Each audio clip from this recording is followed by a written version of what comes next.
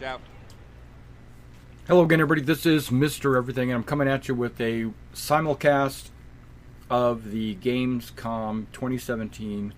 If anybody jumps into Discord with me, we'll talk this through live, but otherwise, you're watching it live as well as I am. Later on, we'll see this on, I'll put this up on YouTube, and I might even have, at the end, I might actually have some comments, okay? I'm not going to really talk through the presentation unless something happens that I just have to say something. But otherwise, you're just going to watch it with me. Enjoy the show.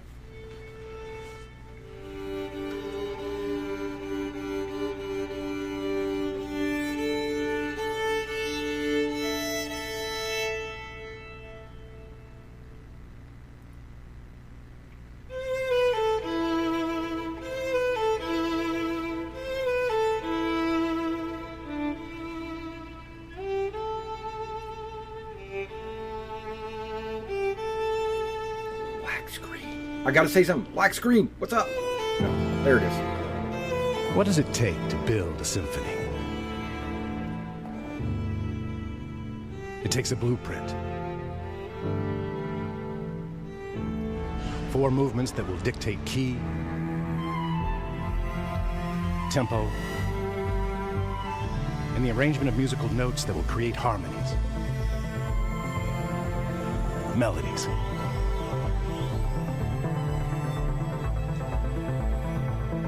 It takes an orchestra.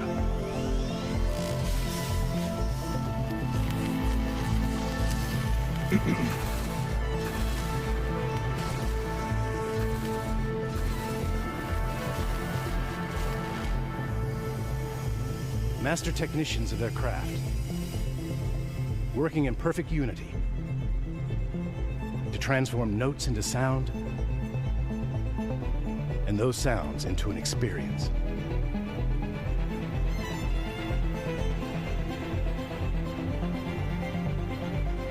But most of all, it takes emotion. A feeling so powerful that it transcends words. It must be conveyed in another form. Introducing the new 600i from Origin. A symphony in motion. See your authorized Origin dealer for details.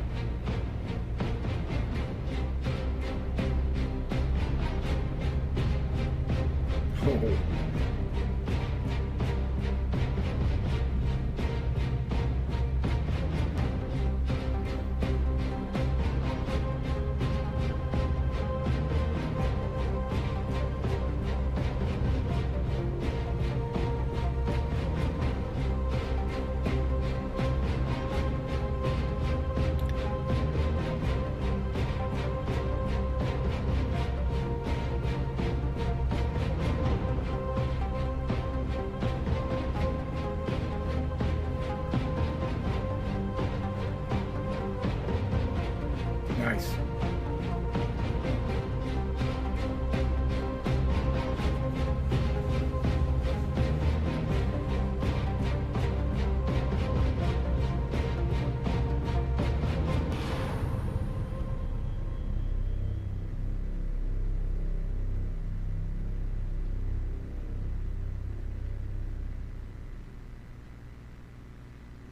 Gentlemen, please welcome to the stage Sandy Gardner.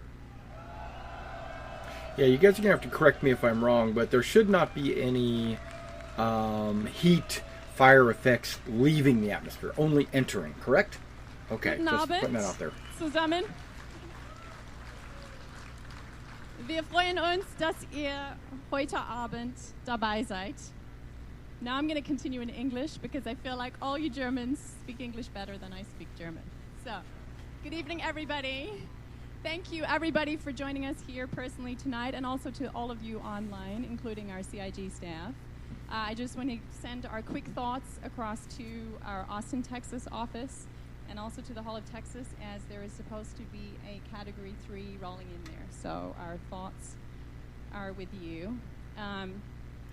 Moving on. As you may or may not know, Germany is our second largest audience outside of the U.S., and it continues to be.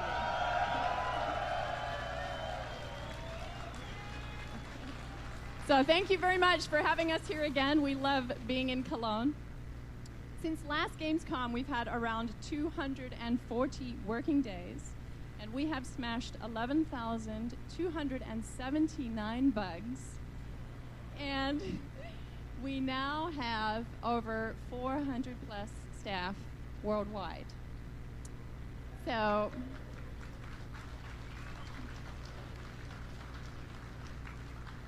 on behalf of all of our staff, I'd like to say how grateful that we are for your continued support, as none of this would be possible without all of you. And you definitely are a great motivator in more ways than one, sometimes slightly negative, but mostly positive. Mostly positive, yes. And so if you haven't stopped by our show floor, we are in Hall 9, booth A51. And thank you to all the volunteers who are helping us out there, and also to the streamers. If you can't get to the show floor, you can see it on the stream. Thank you very much to Twitch. I'm assuming we're also on the front page tonight of Twitch. So, You are. And We're on my front page. Without further ado, I am going to introduce the man who you've all been waiting for, Chris Roberts.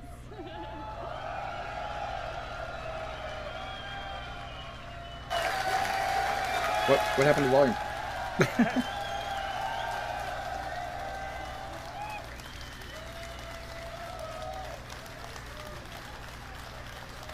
Good to see you guys today.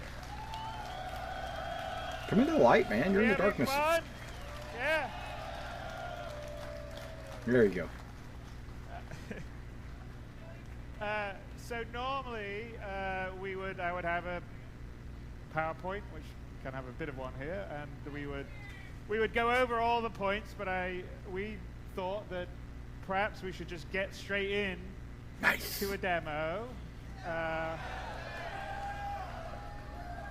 and show you a combination of things. So first off, this is what we're going to show you is our 3.0 build, and we're going to show you some parts of 3.0 now that it's all pulled together as opposed to what we showed a year ago.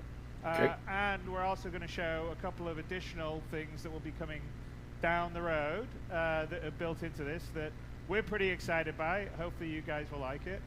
And so without further ado, I'm going to move to the appropriate screen. We good to go? All right, here we go. Side? Okay, and then the only thing I'll warn you is this is probably the most high level of coordination difficulty demo we've ever done live before. So, and we still have a lot of bugs in 3.0, so I'm not making any promises. All right, thank you.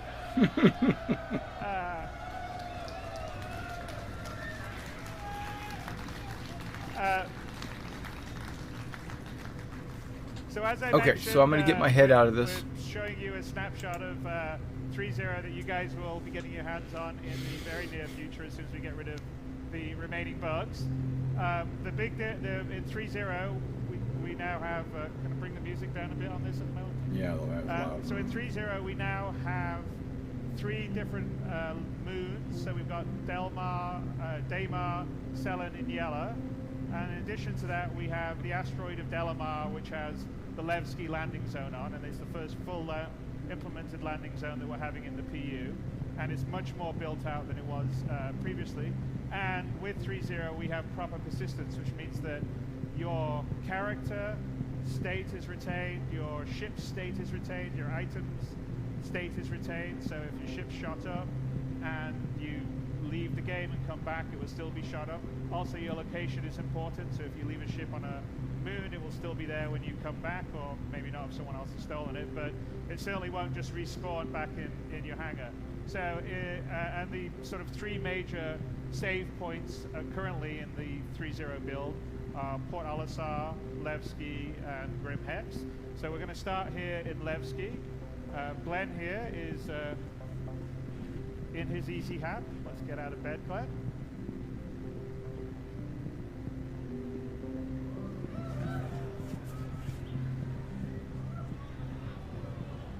Well, you wouldn't expect Glenn to sleep in his spacesuit, would you?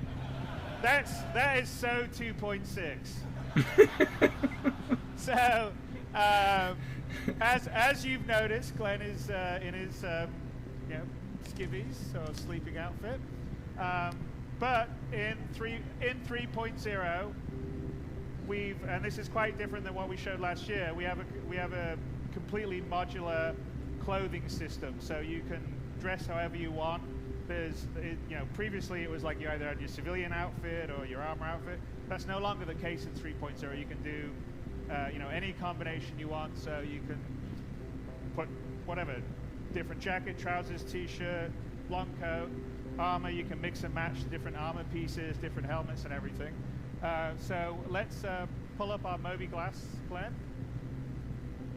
So the other thing you'll notice here, and in the Moby Glass, well, one of the apps will help us dress, but just to notice here in the Moby Glass, that's another big difference between what we showed last year and what we've put into the new 3.0, which is we've completely refactored the Moby Glass, which is your sort of, well, it's basically a smartphone in the future.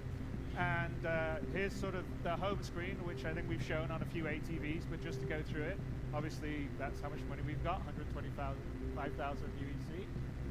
You can see in the middle what our heart rate is. And there's we have this thing called the stamina system that we're introducing with 3.0, which tracks your stamina. So our heart rate indicates how exhausted we can become. And so if we're running around a lot, that'll go up. Our stamina will go down. Wow, look at the composition of the atmosphere. Will go up too. And obviously, exerting yourself, running around affects that. Whether you're injured affects that. Also, what you're wearing affects that. What you're carrying affects that. So it's quite important in terms of, I think, immersive gameplay. And then to the right, we can see the external atmosphere reading. At the moment, it's 1 atmosphere, and we have a breathable atmosphere. So the other thing that we've added to 3.0 is we track the atmosphere you're in. So in the case of Levski, there's a breathable atmosphere inside Levski, but it's on an asteroid, so if you go outside, there is no breathable atmosphere. We also can track composition of the atmosphere, which you can see there. So there could be an atmosphere, but poisonous to you, say, a human. So either you need to be in a breathable atmosphere, or you need to be wearing a suit, spacesuit, environment suit, whatever, that has an oxygen supply, or you will die. So that's not very good. Then on the rest of the homepage, if you got your currently selected vehicle, you would have the status of that, your track mission, and then if you had your suit, that would be the status of the suit, how much oxygen you've got, how much... I'm just looking at the hand and stuff. It looks really good. Got, how much your tank's got. So here on the bottom are where all our apps are. So the first app on the top left is the Contract Manager. Now the Contract Manager is where you'll get the various jobs or missions, however you want to think of it, in the game. Big move, thing for 3.0 is we've completely moved away from the old missions that we've had and moved into Subsumption, which runs both our missions and our AI. So that's a nice. AI. So that's a massive undertaking. I think we had about 16 missions in 2.6. In 3.0, we have, I think, about 26 different archetypes of missions, and beyond that, they can be combined in different combinations.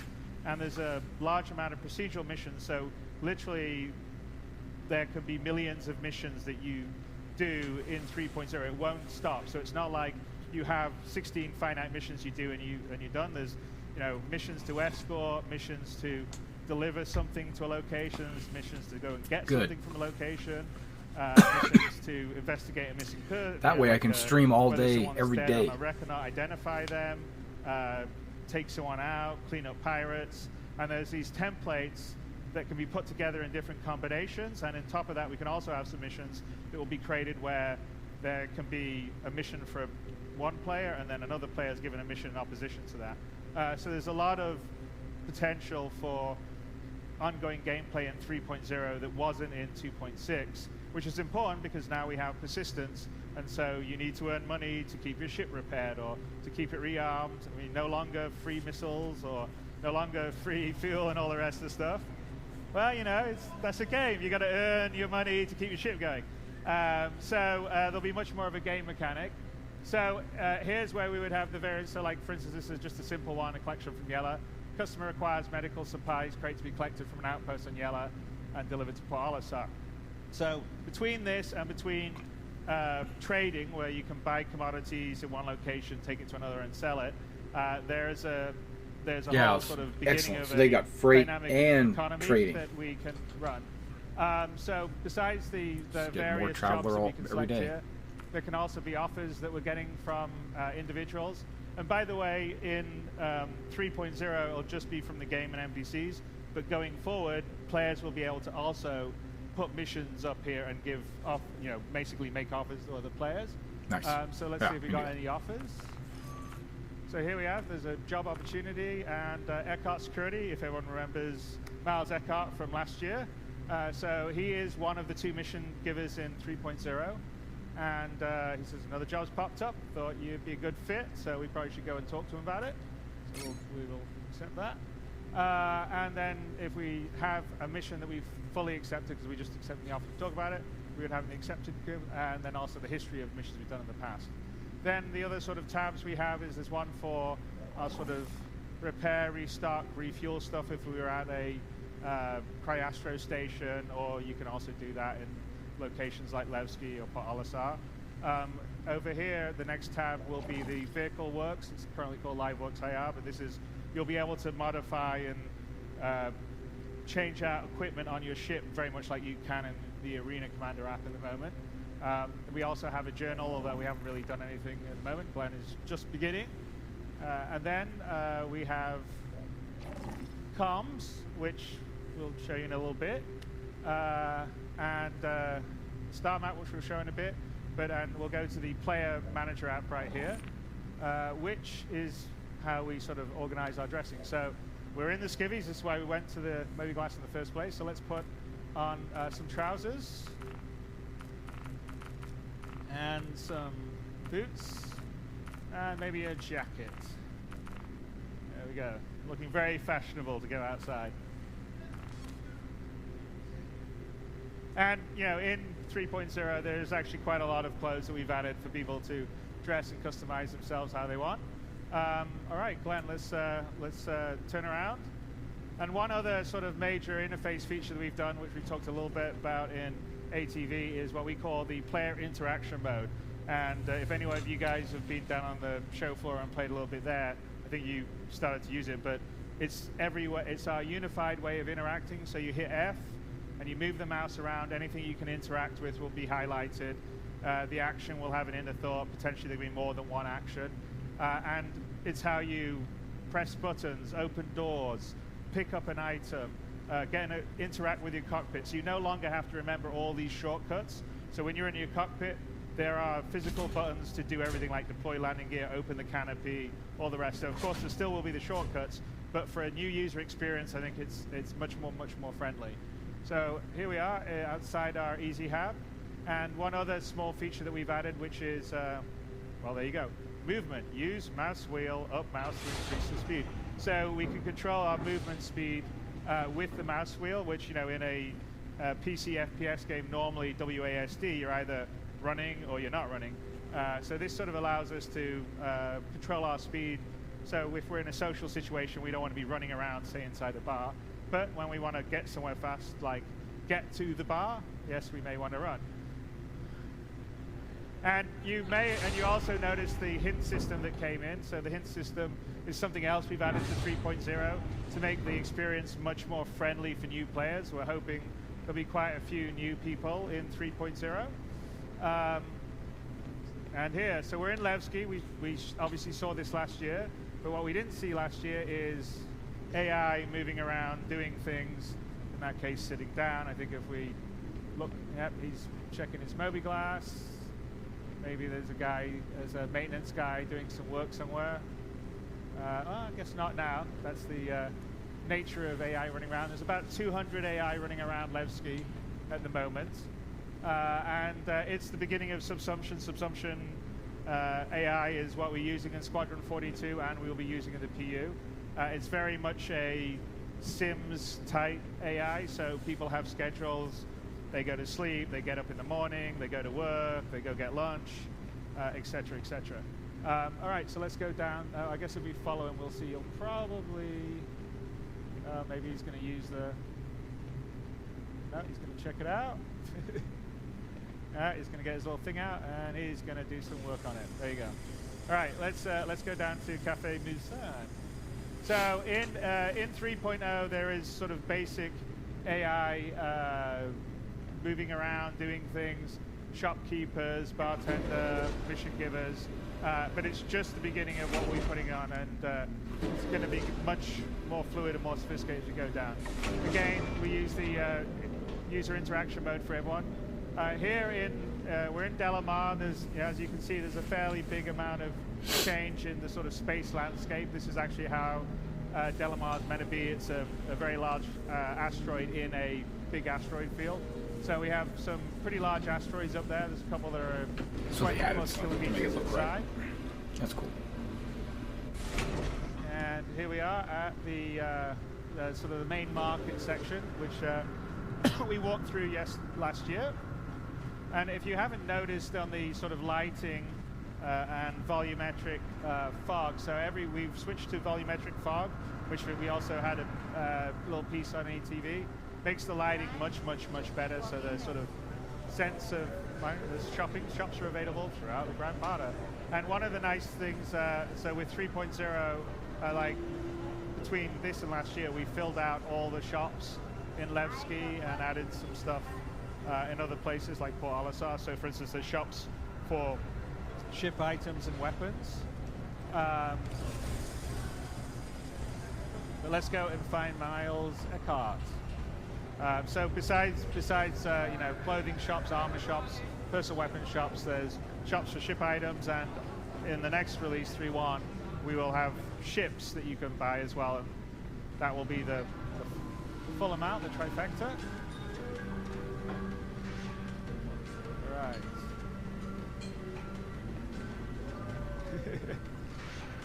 All right. Well, we're gonna switch to Glenn's partner to find Miles, because Miles seems to be missing for us. Glenn, are you down here? There he is. Hey, Glenn.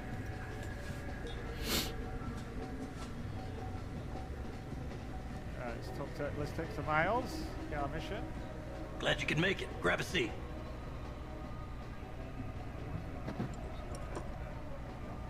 From time to time, jobs find their way to me that aren't orthodox requests. That's a better way to say that, but let's just say they aren't the kind of ops you can give to just anyone. They require a very specific type of person. Now, mutual friends have told me that you might be one of those precious few who are capable of completing a contract without question. If I'm wrong, we can leave it at that. Enjoy a drink, my spectacular company for a few minutes, and we'll part ways with the understanding that this meeting never happened. If I'm right, I might just have a gig that I could use you for. So again, user at the player interaction mode's used for this again. So we can either be interested or not, but we're interested obviously, otherwise it'll Give you be some a short backstory demo. here. One of the many services Eckhart Security provides is as independent investigators. Sometimes seen that this means demo extracting already, black though. box data, pulling data pads from wrecks, Just with or some even looking for changes. missing persons. Different day, different job. That's what my dad always said. Sending you the details. All right. So he's going to send us details. Let's check out what the mission is. Retrieve black box. So here's the mission. A government witness has been transported across the system to testify on the trial of a major syndicate boss. When the transport was shot down, the lawyers want to prove that they were targeted by syndicate assassins. So they're paying good money to retrieve the black box, which recorded the crime. Unfortunately, it's highly likely that if the syndicate did organize the hit, they'll be sending some people to retrieve the black box to wipe the data, so you'll have to hurry. All right, it's a pretty hefty contract, so it's probably pretty risky. It's also, this is actually an example of a opposition mission where Let me know when it's another done. group going for it. All right, so let's get out and... Hey, you done? Sorry about that. I had to talk to Eckhart. Okay, so... He just gave us a mission. Wait, you're a guy? Yeah, why not? I wanted to try something different.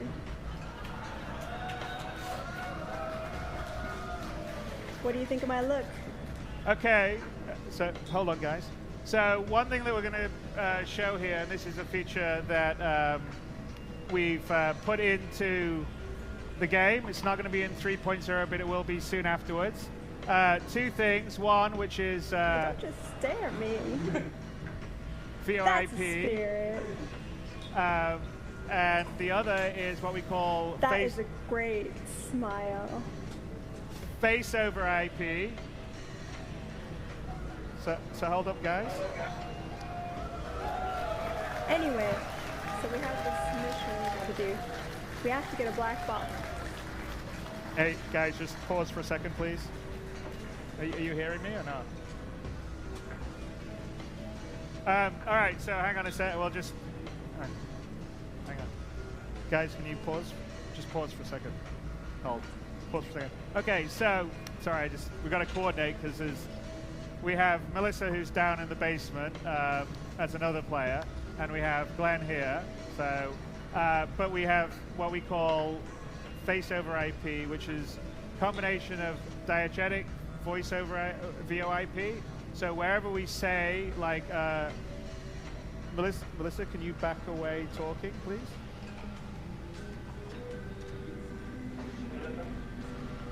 Right, so like I was saying, we have this mission.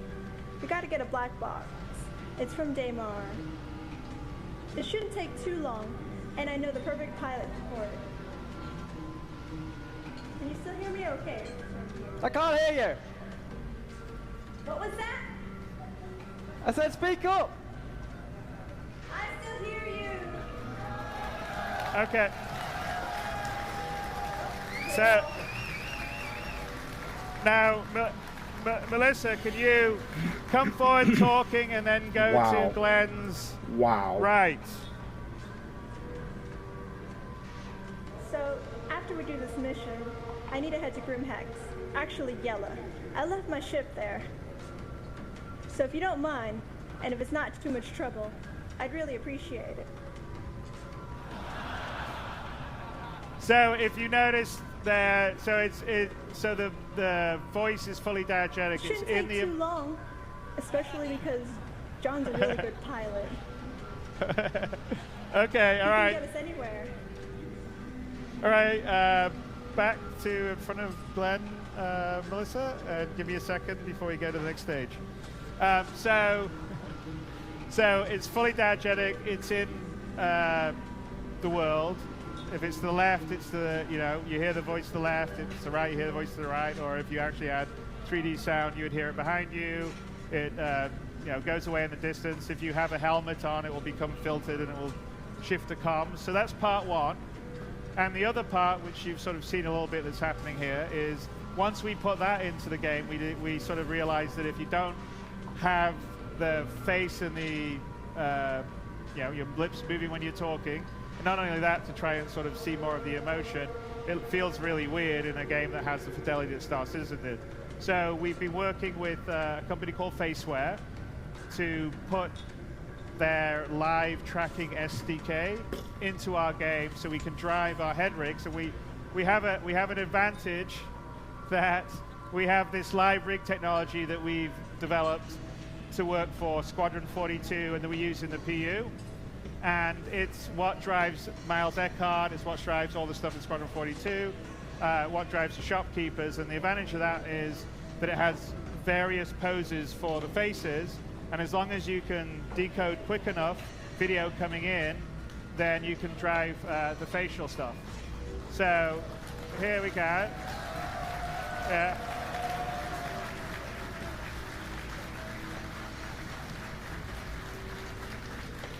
And Melissa, do you want to pull up your debug window so they can just see it tracking on your screen? There we go. So if you can see, there's Melissa down in the basement. And And the nice thing with the tracking here is that it's really, really smart. We don't have to train it. It will recognize your face, and you just have to do one calibration looking at the center. It works with it works with standard webcams, and if you have a better webcam, it will work even better. So these ones are ones we'll tell you about in a little bit. And then we have one more feature because this enables because we track heads. So Glenn, maybe let's switch to Glenn. So let's switch to Glenn's view and like get a camera on Glenn. Okay, and then Glenn's view. There we go. Now Glenn, turn on your head tracking. Okay, so now on top of that,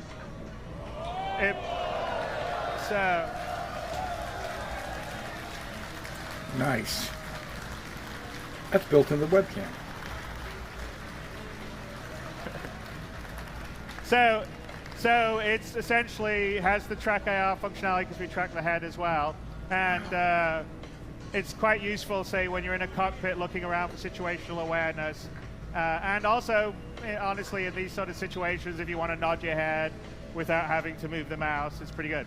Wow. Okay, shall we get back to our mission? I hope my 1080p camera's good enough. Oh yeah. Should be. What's that mission about? Were you not listening? We need to get a black box at Daymar. My apologies, it's just a little busy in here is all. So should we get some weapons? You're right. It looks exhilarating in here. Everyone's dancing.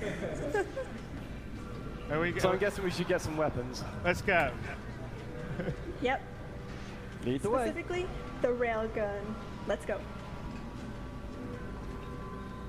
Dang, you want to blow some things up, don't you? Oh yeah. And so, I mean, the idea, I mean, yeah, Thing we're doing our silly QA banner here, but the idea is when this feature's in, you and your friends can be running around talking to each other in the universe, which I think will help because it's much better to talk rather than type in a chat window. Oh my God. And because it's in the universe, you can hail people nearby, you can talk to people. So yes, you can use TeamSpeak or Discord or Mumble or something like that, but it won't be diegetic, and it also won't allow you to sort of talk to someone you meet in a bar or have all the channels set up diegetically for our game and universe. So, right. So here's an example of one of the additional shops in Levski. Just up here. Yes, like that. And if you notice, here's one other thing: is you can actually see in multiplayer everyone using their Moby Glass. So if she purchases whatever she's looking at, Melissa, this is over there. You got it? Okay, I'm going to look in the back, see if there's over. I'm going to get me some ammo. Do that. Wow. You know it means business when it has a skull on it. Yep. It's pure evil, which is perfect. You're scary. You finished back there? Yep. Got some other stuff too.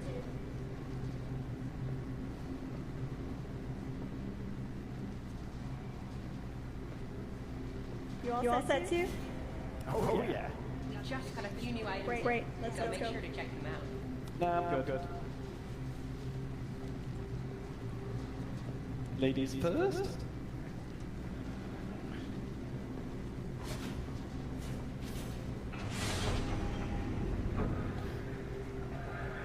Okay, so if we're going over to Daymar, we're going to need a pilot.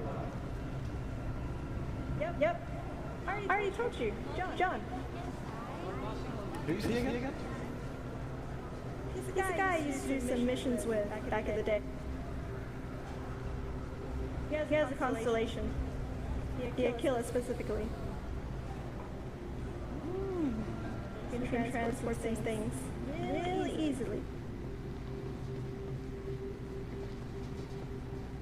So, what are we doing?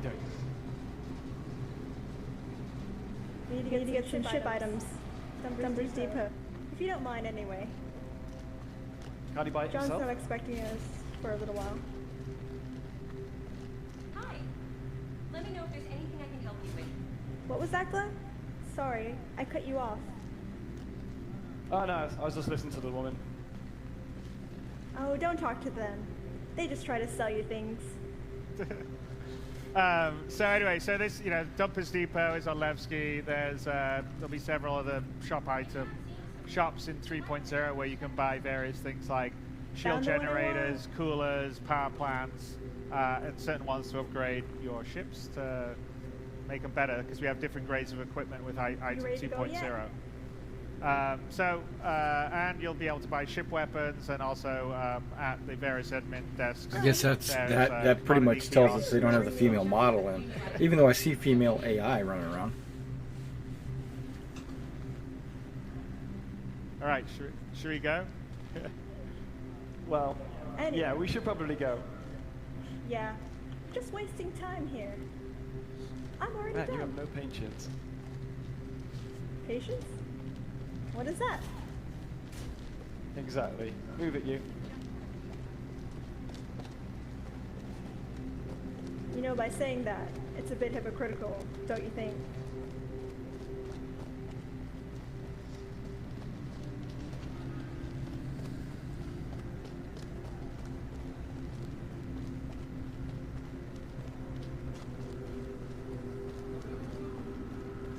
So I'm thinking, we get to the top lobby. We take the rover, and we drive it to John. Sounds like a plan. Because I'm not walking on Daymar. I hate sand. I've never been to Daymar. There's sand. Everywhere.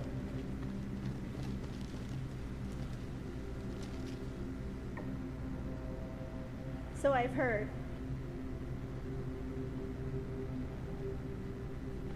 Do you think there will be a sandworm there? Not another word. That would be awesome. What's with you in danger?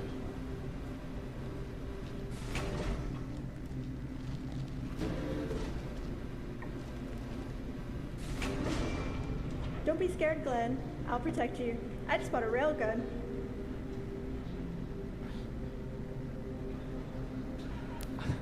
I don't know.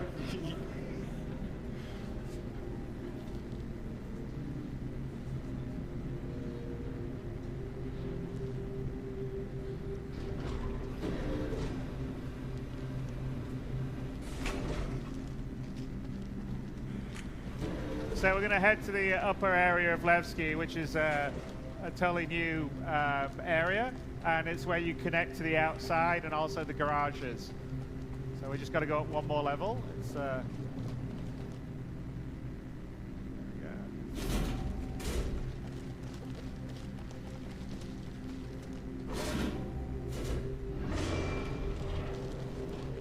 we go. Nice jacket, by the way.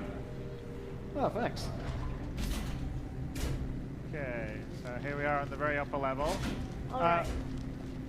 So I will get into my suit, and you will spawn the rover. Yeah, no worries. So Glenn's going to go up to the vehicle valet station, And this is where you summon your vehicles. So in this case, a rover to the garage. But if you had a ship, it would be to the hangar or the landing pads. And this works in concert with the air traffic control system, the ATC system, but is also new to 3.0 because now there'll be lots of players and landing zones. We don't want people to just hog a landing pad and ruin it for everyone else. So you have to request a landing spot. You get given it. You've got to land it within a certain period of time. When it landed there, your ship gets taken into the sort of big ship storage of whatever the landing zone, and then you call it back up through vehicle valet, which is what we just did for the rover, and it will be in a garage because with landing zones that actually are connected to a moon or in this case an asteroid planetoid or a regular planet, you'd have one. Ready to go. So here we are, we're getting dressed up. So outside of Levski and Delamar there is absolutely no atmosphere, so we better put a spacesuit on. Putting a tasty blue and white number Explorer outfit, which is new for 3.0, as is what Melissa will be wearing.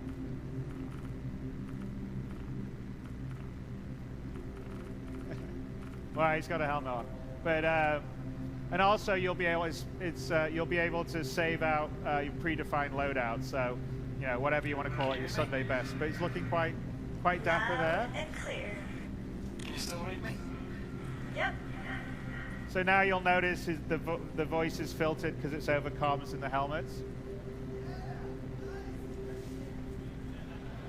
You're welcome.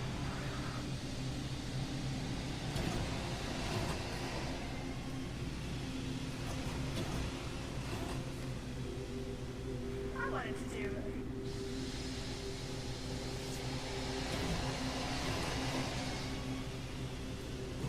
So here we're outside.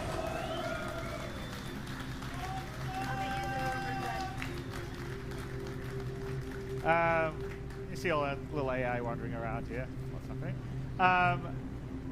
So let's go out. The garages are to the right. We can see Melissa's actually getting into one of the rovers. But let's just take a look. So we're outside in this massive asteroid field, which is really quite great. So we've done a fair amount on the space landscaping in 3.0. So one other thing, Glenn, do you want to pull up your Moby? Look at the atmosphere out here. Glenn doesn't like it when I do that because this can be quite risky. He's died a few times when we did the run-throughs for the press. So as you can see, there's zero atmosphere out there. So we'll just go to take his helmet off. Okay, we'll wait a sec. Save changes. Quick. Not yet, not yet. Okay, do it. Save it. Alright, if I left that a bit too long, we've done it and Glenn's died. And then he has to respawn and come all the way down, which makes it a bit slower. But rest assured, if you let it off longer, then he would have asphyxiated. Yeah, I just nearly had a total recall moment.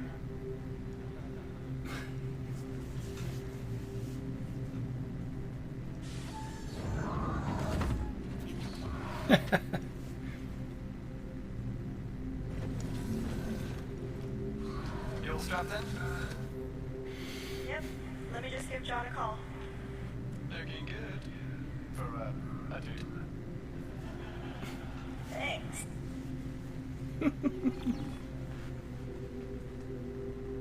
Full screen for the call, maybe.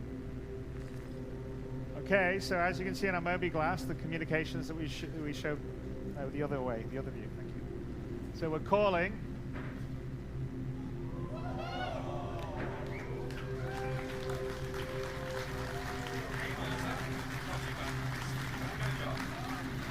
We do. For Eckhart. That guy is so lazy. This should be interesting then. Yep. We're at Levski. Are you nearby? Yeah, I'm just pulling into Levski now. I'll meet you at the landing pad. In fact, we can pull up Great. where We'll he see is you in the constellation, Paul, maybe?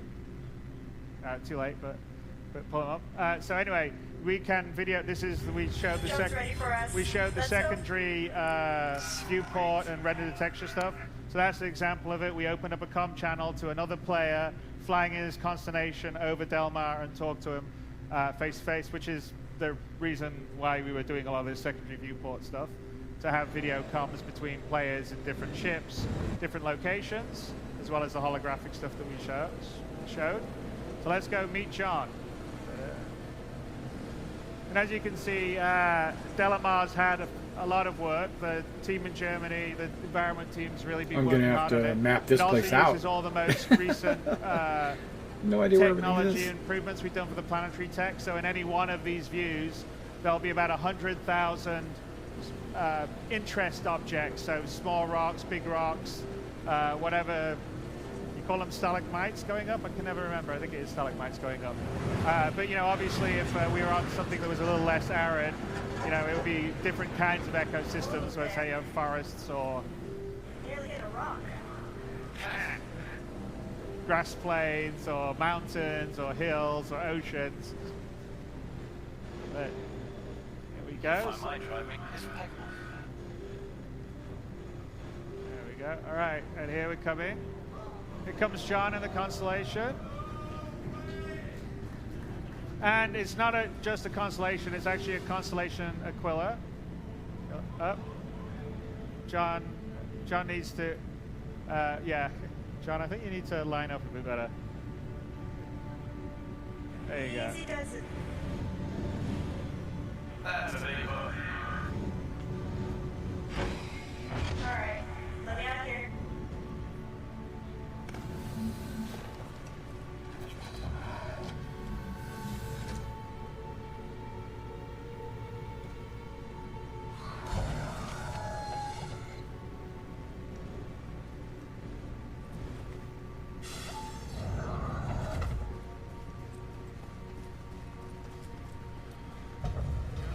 Maybe switch to, there you go.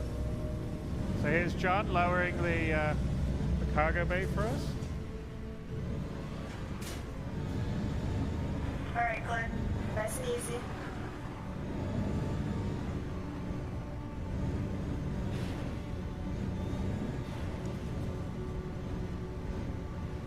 Looking good. Really good. First try. Yeah, parking these things is quite the challenge.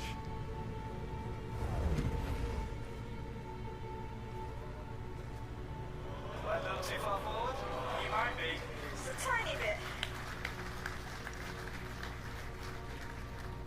You want John's view picture-in-picture, don't you, Paul?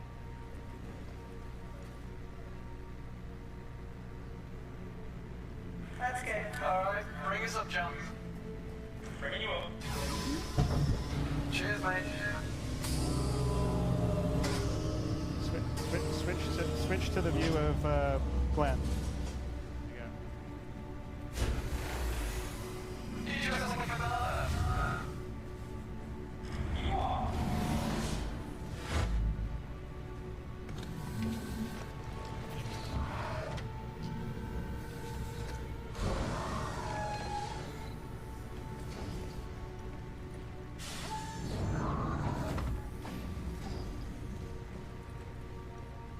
Hey, John. Hey, welcome aboard. Thanks for doing this last minute. Oh, no problem. Always up for a job. Ships like these are expensive. I'm pretty good apart from that.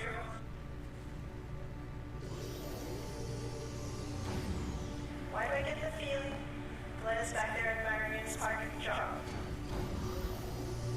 Probably. He wasn't 100% Hey.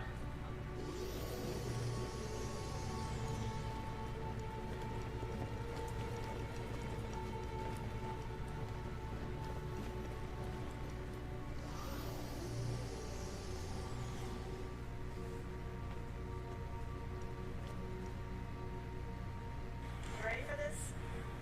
Yeah. Stay right.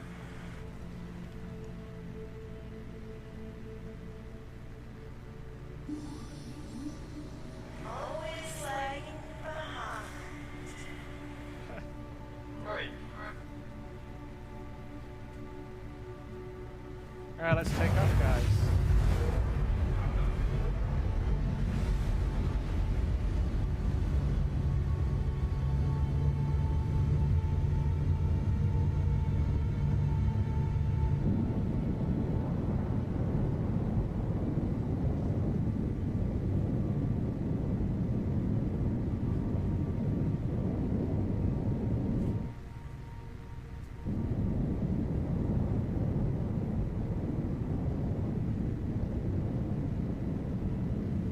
That's awesome. I mean, it's something so simple like that. It's just super awesome. Screenshots and all. Someone's playing with the camera. He's got the external camera going on. It's greenish too. That's pretty cool. Yeah, I love the windows. See so much. Below us. Yeah. So, as you can see, Delamar's gotten a lot prettier since we showed it last year.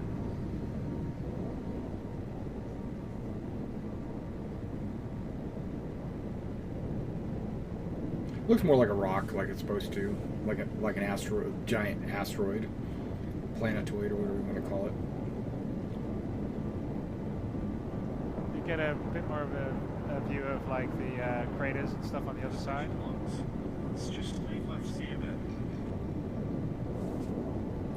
I'm gonna fucking have so much fun with 3.0. I'm gonna be. Go down, I guess. Oh my gosh, I'm gonna have so much fun. I'm gonna explore every single one of those towers you see. I'm gonna go to every single one of them. Get out my spray paint. So tag. Delamar's probably one of the smallest of the planetoids we have. It's probably about, I think it's about maybe 200 kilometers in diameter. So it's a lot smaller than the moons. Right. So when we get to the moons, you'll sort of see the difference. But it's yeah, you can see essentially a quite large asteroid. And I like the rocky hills and everything. There's no animals on it though. Just going to get far enough away from, and as you can see, the space landscaping's much better than it was in 2.6. Like you want to look down, we see the big crater, can you?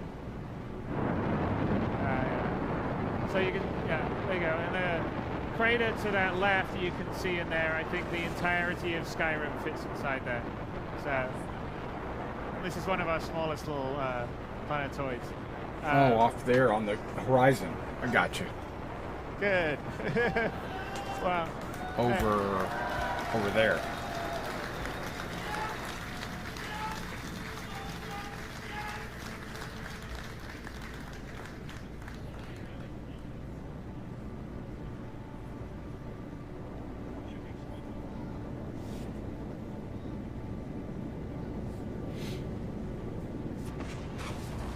Alrighty.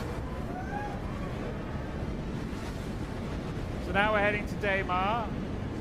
So you can see Crusader actually off to the right as we head up on Daymar.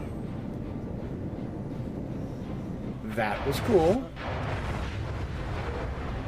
What just happened? That's a bug.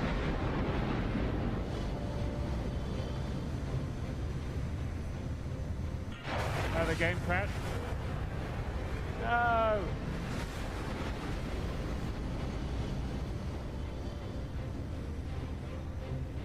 Oh, John's machine crashed. Yeah. All right, sorry guys. The pilot's machine crashed, which is why it disappeared in the middle of the jump. Can you take over the pilot seat?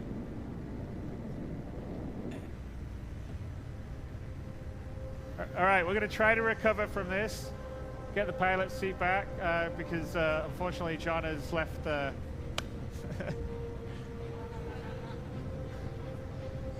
Do you need a flight? Power it off and power it back on to get it going.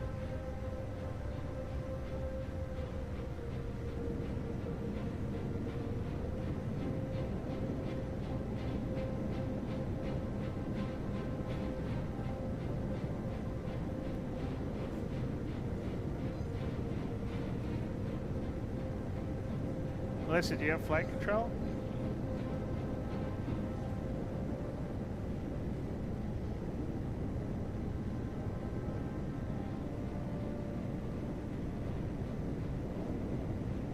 Can we power it off or not?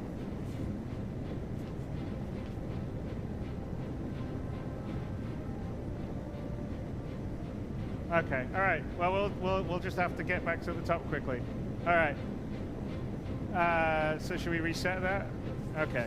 All right. Sorry, this didn't happen on run through that we just did before we did this. We're going to reset because we lost player 3 and we can't get control of the Connie. So everything else is running. And the server's running, but player 3 lost, and we can't recycle the power on the constellation unless you've tried it. Can you try? Is it? Are we trying this one more time, or are we just going to reset it?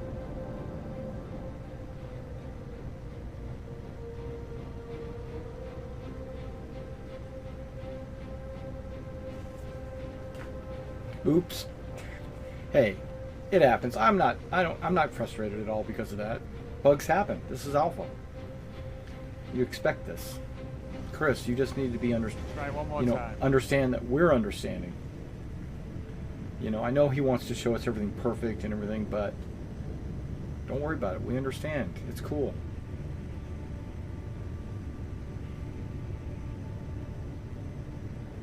Yep, she's moving the throttle.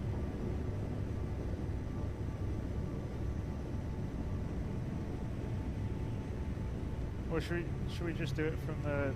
Should we just get back to this point really quickly? No, I'm just saying let's just get back to the point. Get here, but just don't do all the shopping and stuff. Just accept from miles I can't run up here and do it. Just bypass the stuff quickly. You want to do that?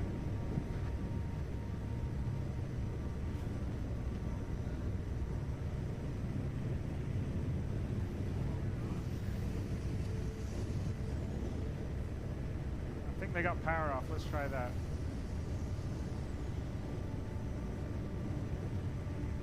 No, just try this again. They got power off.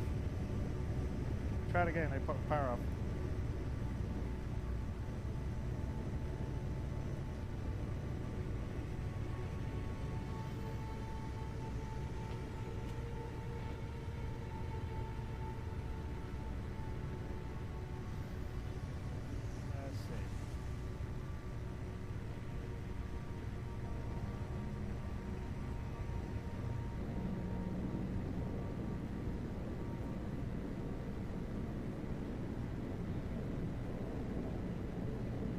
Okay, let's roll it from the start. Hey Paul, let's just get back in. Let's just roll it from the start, because otherwise it's going to keep going.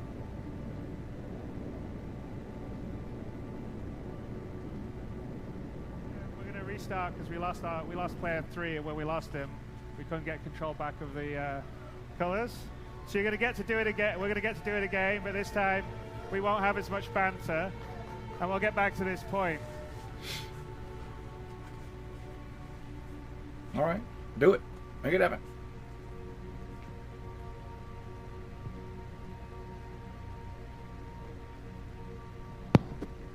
Yeah, but it worked on the last one.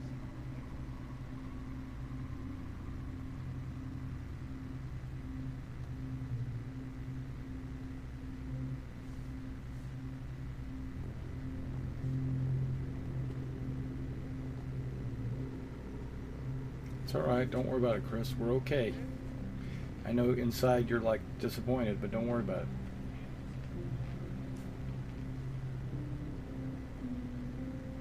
Somebody in the audience needs to say, "Hey, Chris, we're with you." So just it's okay. Speed, like we can just speed run back through it and do it again.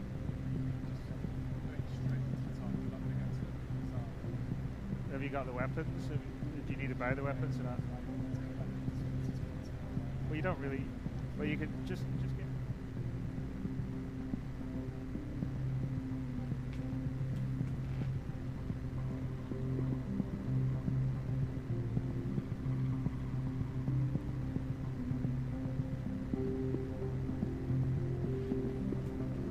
I did warn you that it potentially had some crashes in there.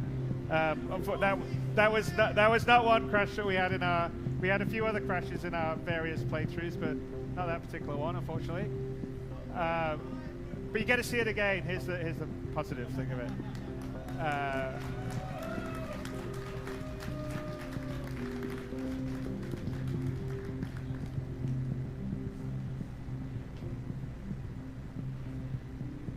It's okay. I'm not going to cry about it. Take all your time in the world. Take 2 hours. I don't care. Oh, wait. I've been recording for 2 hours. But the show's not been on for 2 hours because it was an hour late. No worries. No worries. I'm going to cut out that first hour so you don't have to watch that. Come on, Glenn. Make it happen. Now, hopefully there's some persistence, like when you log out and you log back in, he would have been back on the ship, right? Do not show the loading screen, by the way. Do not show the loading screen. Off on the loading screen. Just be on the Star Citizen screen. Something in the loading screen that we're not supposed to see. Okay, so the Sriracha Austin was pretty cool. Now I'm gonna go for the Buffalo one. I think later after this I'm gonna go out to eat. So get off the loading screen. Get off the loading screen. Are we trying to see the loading screen? We're trying to see the loading screen. There we go. Too late. People have seen it. People have recorded it. Just not me.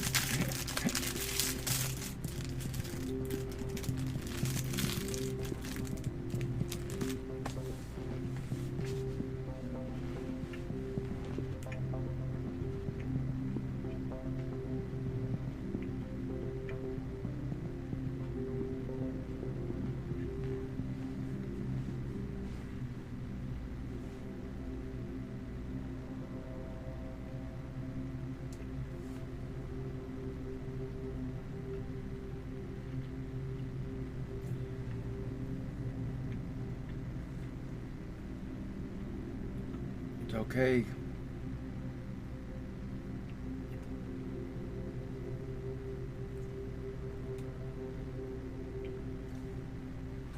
They can't reload it? What was that from?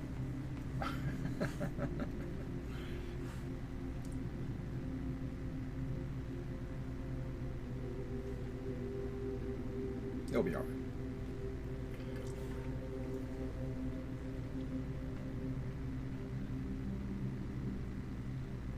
Cut to darkness. I guess you could see something there. Some people, some audience members or something. Okay. Whoa. Dang. I almost flipped backwards. That was that whole scenario about them getting into the ship and taking off and seeing the moon and everything. I was really starting to get chills. I really was. I was starting to go, oh my gosh. I could at that point, that whole point right there, I could see the potential for this game in the future when you have 100 different systems, you know, and then all these planets, all these different places, different biomes, creatures, missions, just constant, like millions of things to do. I was starting to go, oh my God, I'm going to lose my life. Because I was going to like spend every waking minute on this game.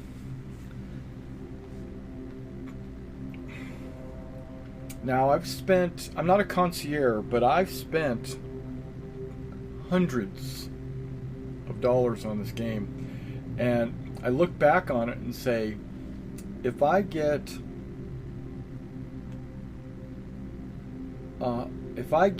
let's say, 2 hours a day, so 14 hours, yeah, there we go, a video. 14 hours a week times 52, let's just call it 500 hours a year. It's, yeah, I'm only paying like 20 cents an hour to play this game for 1 year. And if I play for 2 years, 10 cents an hour. So it's a good investment for me. I plan to play this game for 5 years or more. So I haven't spent 100 or 2 or 3 or 4 or 5. I spent way more than that. So I don't have a problem with. I mean that started to give me chills. Like I finally saw that my investment is paying off. And nothing really happened. All they did was take off on this moon. Even last year's Gamescom demo didn't excite me. The whole sandworm crashed javelin and the sand pirates and stuff. That part didn't really even excite me. I don't know what it is about this. Just the ship taking off with your friends from this planet kind of really did excite me. So I don't know why. I don't know. It kind of like filled me in. Okay, so different people are equipped in different ways. Just go straight to your spacesuit.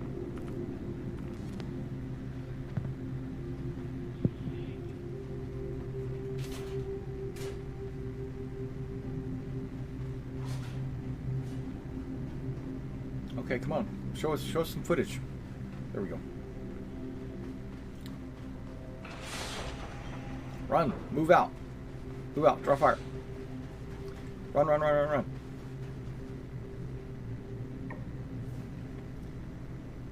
Yes, go down. To get back. And I'm not going to do much talking. I'm going to let the pros do their work. All right. So we got to go get our mission again.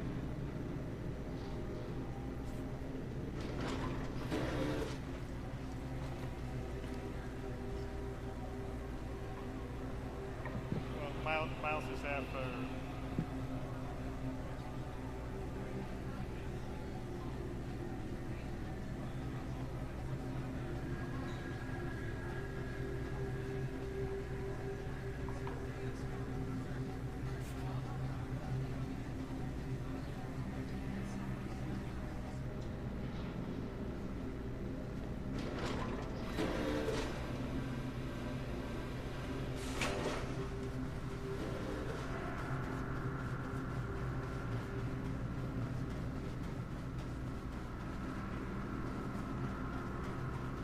We don't need to see him.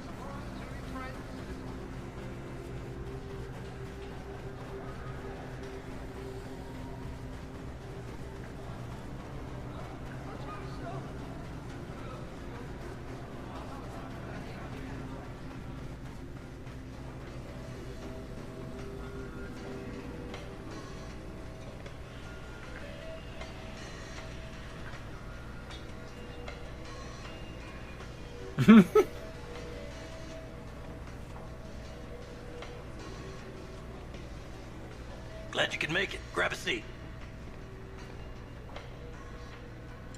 From time to time, jobs find their way to me that aren't orthodox requests. That's a better way to say that, but let's just say they aren't the kind of ops you can give to just anyone. Can't skip to the end. Require very specific type I kind of person. like that. Now, mutual friends have told me that you might be one of those precious few who are capable of completing a contract without question. If I'm wrong, we can leave it at that. Enjoy a drink, my spectacular company for a few minutes, and we'll part ways with the understanding that this meeting never happened. If I'm right, I might just have a gig that I could use you for.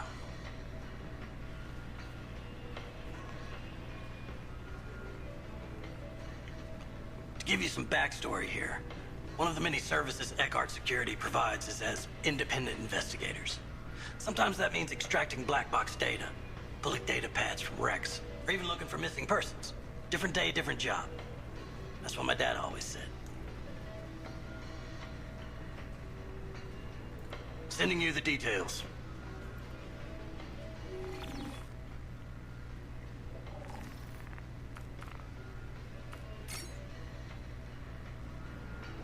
Let me know when it's done. Word. Cheers, Miles. Glenn! I Let's heard we get have us a mission. railgun. Yes, let's go.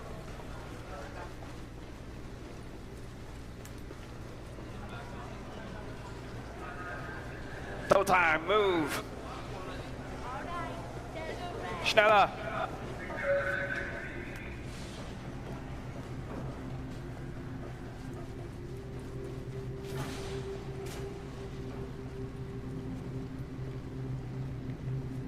Hi, welcome.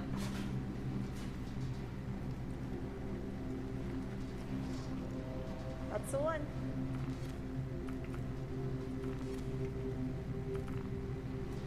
Yoink.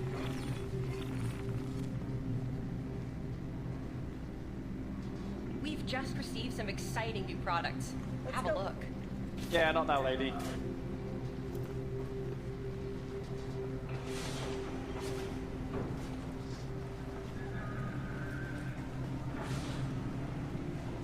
Go, go, go.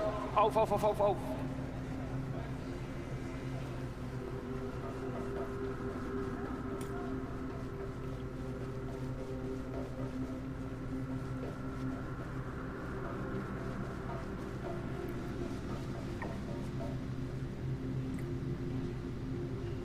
Now they're just trying to get caught up. Right. So this pilot, John, is really particular about who sits in his co-pilot's seats. So don't sit in them. We'll just have a really nice view.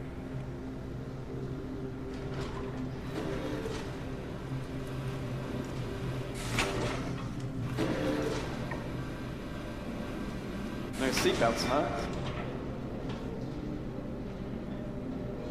Just hold on to the railing.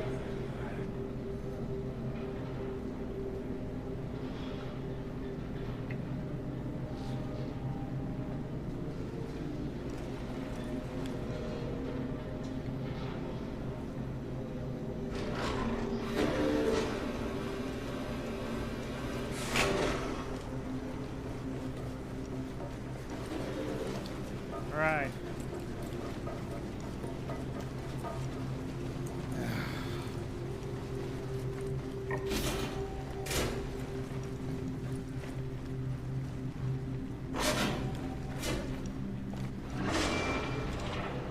You get the feeling deja vu? Yeah, a bit.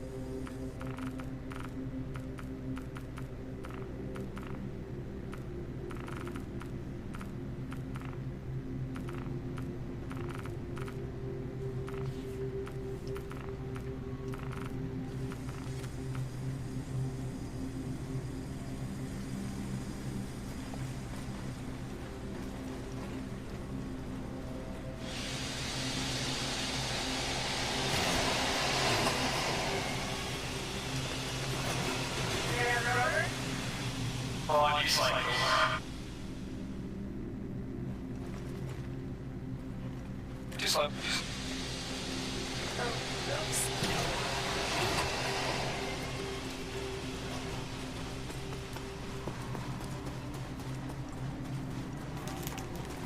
It's beautiful, man. Beautiful.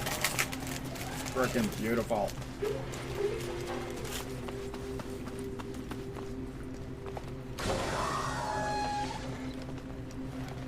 Ladies first. Alright,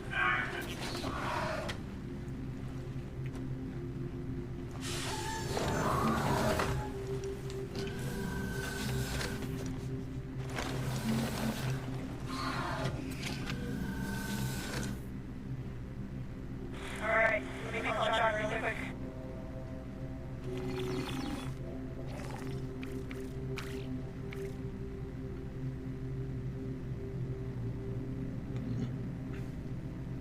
Hello? Hey, John. Hey, Melissa. Are you ready to pick us up? Yeah, I've just landed at the landing pad. Perfect. We're on our way.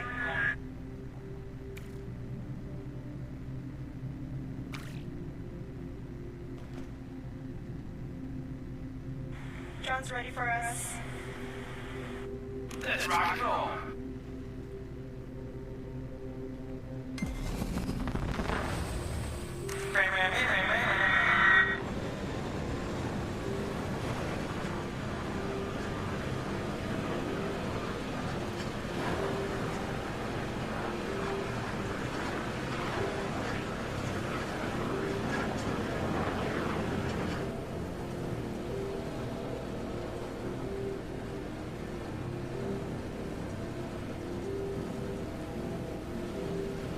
I wonder how far the deep, or how deep, the borehole goes. I could chuck you down there. You would.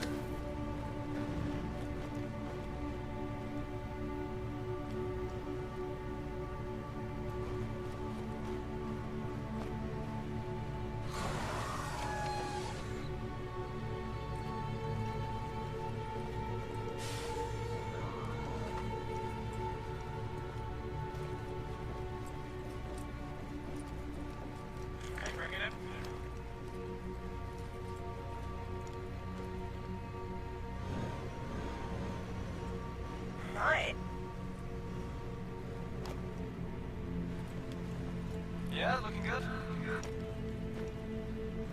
Actually, it looks pretty good. What do you think, John? No, we're gonna do that.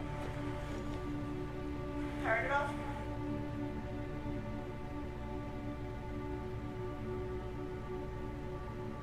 Creepy forward a little bit.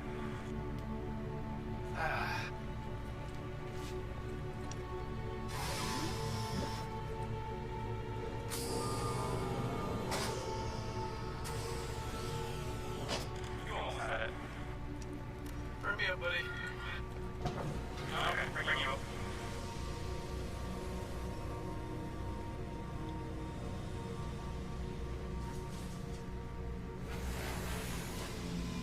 Bit out of that.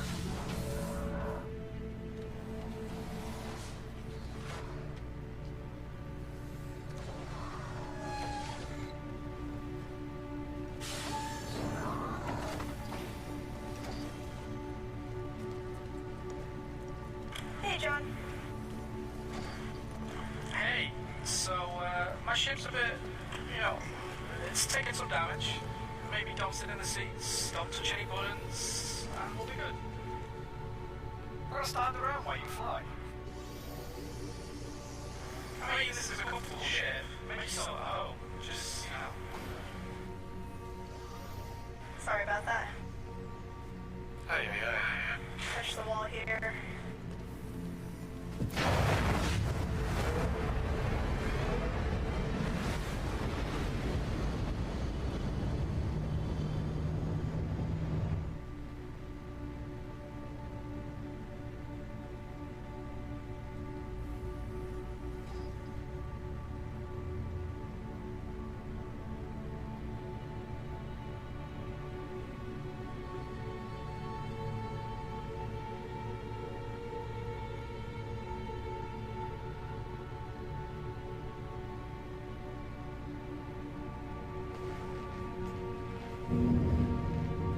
Gear.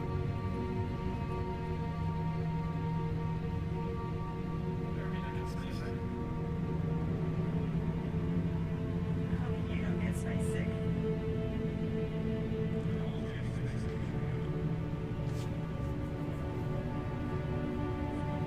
John's confident.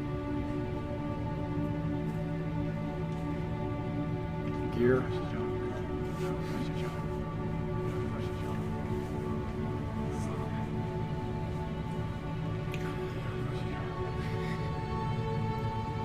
Leaving Armistice Zone? I didn't see that before.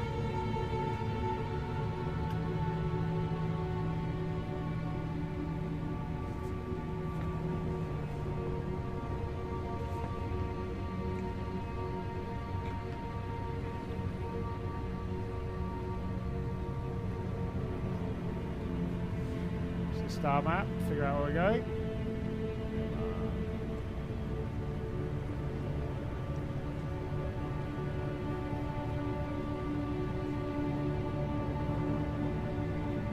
If you see in the view, you guys can see that's Crusader off to the right, and then we're going to Caterpillar on Delamar, which is almost 1 million kilometers away, 793,000 kilometers.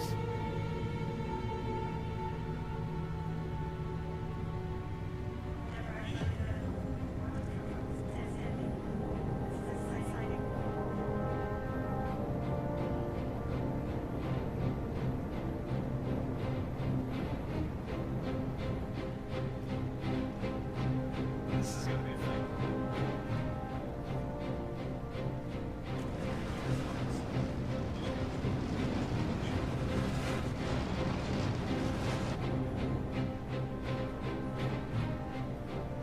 Oh, it's obstructed because they're in the atmosphere, maybe? Turn left a little bit.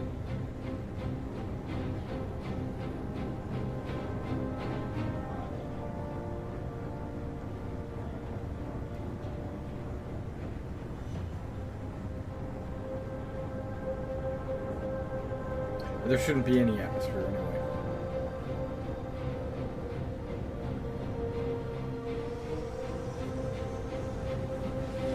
Okay, fingers crossed. Here we go.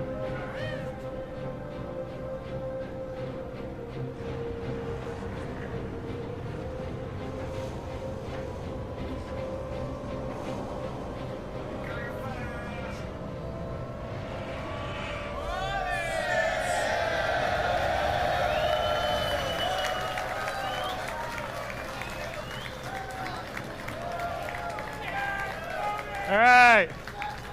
Back in business.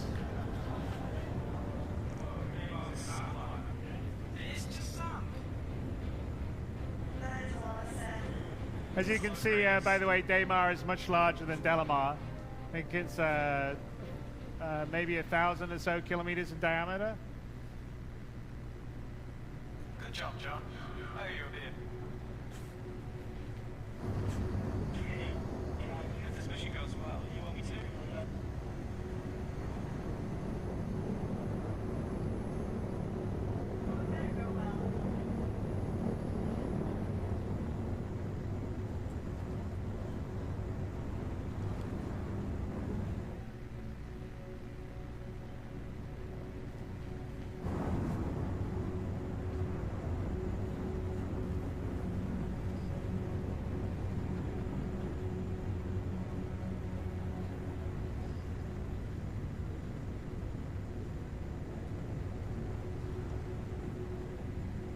What's the ETA for landing, John?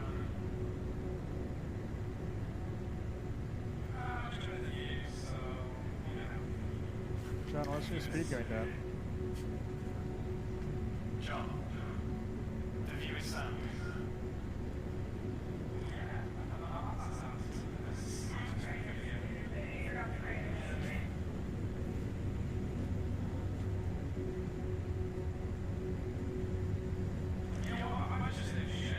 Okay, so what? Just don't have the brakes sit down until after they've jumped.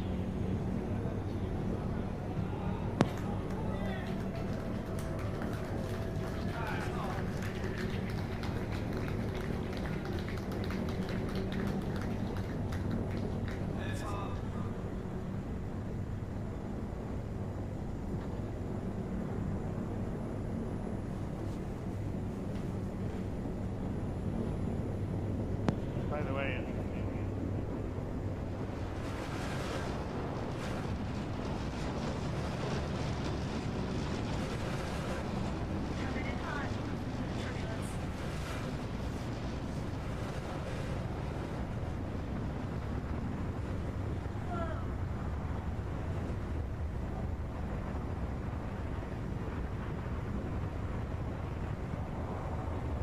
John, this is pretty fast, you know.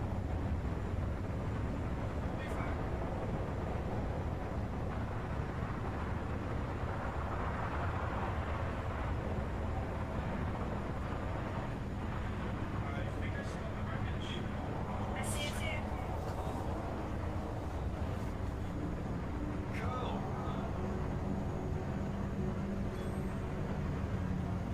There's a few rooms around here. hey, couldn't see. Try and find a flat area.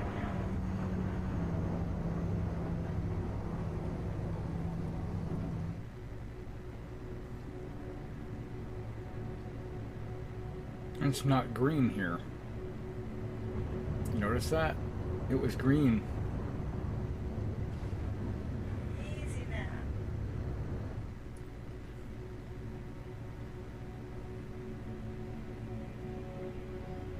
Bam. Steady on.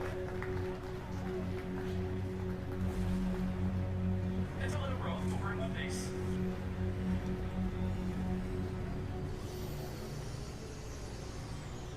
John, you need your license check it, mate. I may have a few years before you guys get along. I like your creative. Exactly.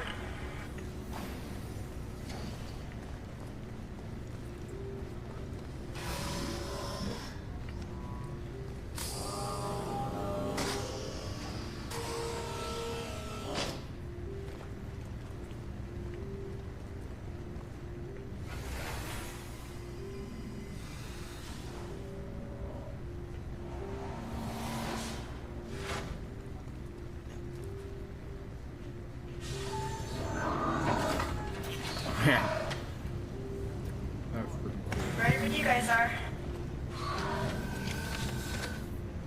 Alright, John.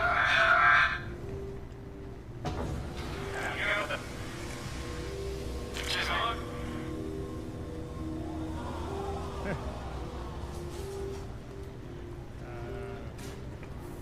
There it is. It's magic.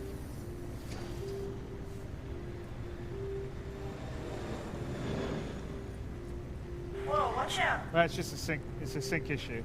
It takes a second to sync it up.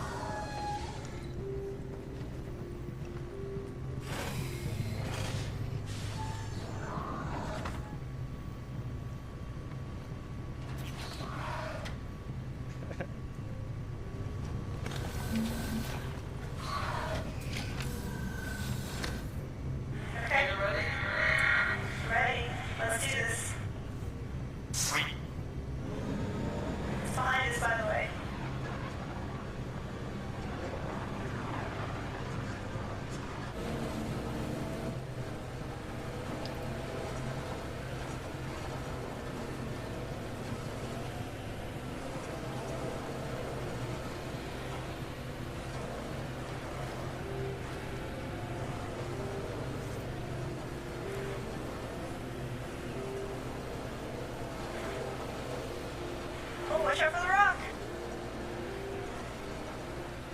You know what? Next time, I'm driving.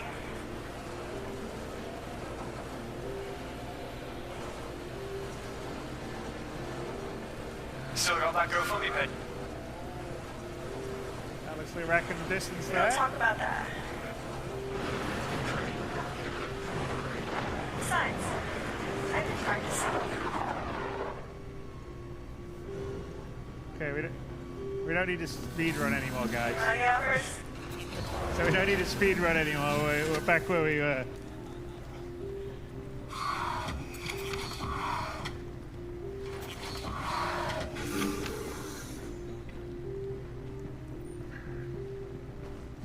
Let's look out there. Did you turn off the rover? All the lights went off.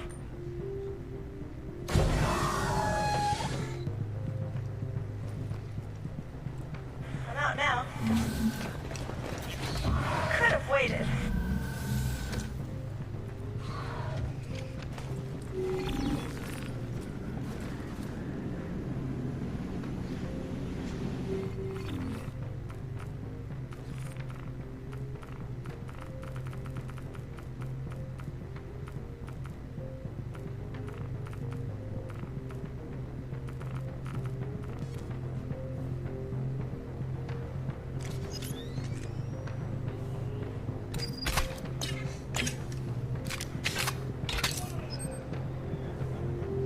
Alright, I'm ready.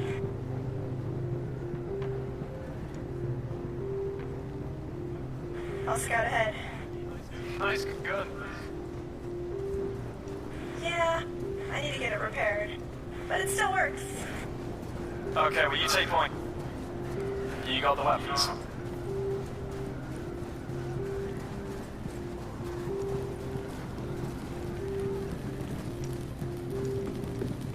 Alright, I'm checking this left side first. What a mess. This looks recent.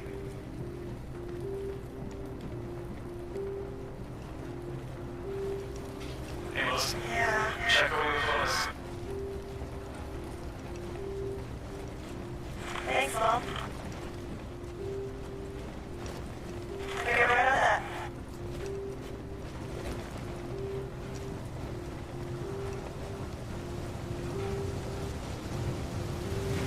Find it yet?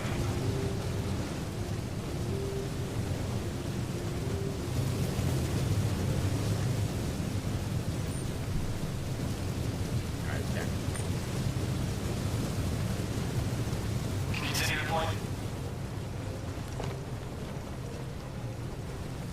Got some stairs here.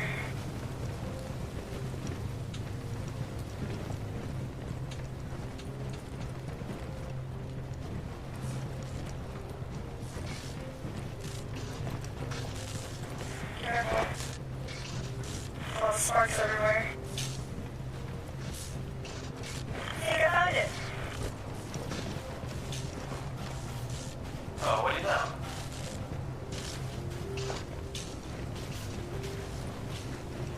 Sorry.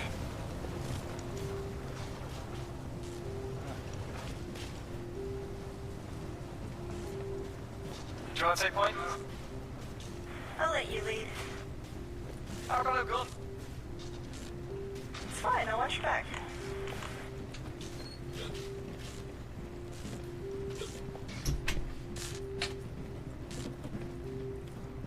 If I get shot in the back. It'll be an accident. They'll just respawn. Maybe.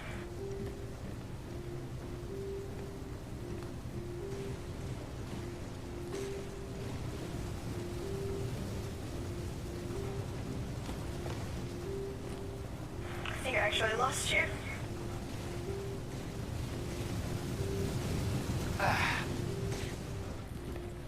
I found it.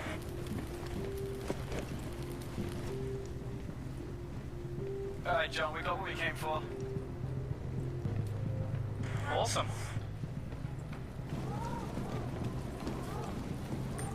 Nice and quiet out here. Alright. Get in the river. You go first. I'm driving this time. Yeah.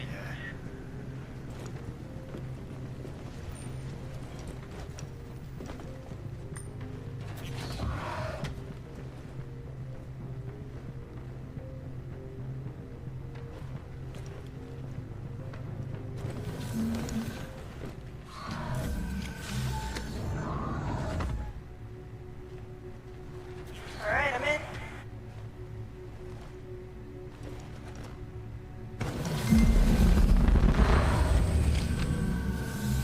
Don't forget to close the door. It's closed. Thanks. You're very welcome. Well done. Just let it know we're on our way. Alright, John. We're on our way. Great. By the way, when the camera's on you, it says you're looking off. You gotta remember, you're always prime time. Hopefully. That wasn't so hard. I say on fire. Get out of there. Enemy ships under attack. Under attack.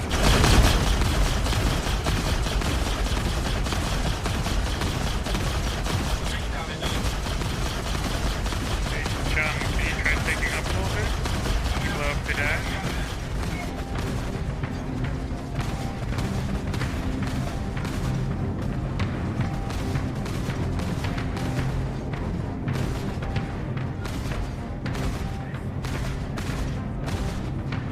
My ship's taking damage. My engine's not working properly.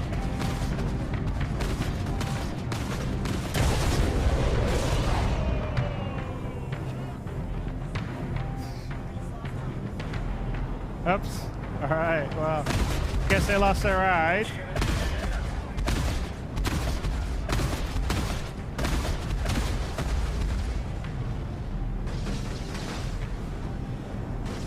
Glenn, you gonna call for help?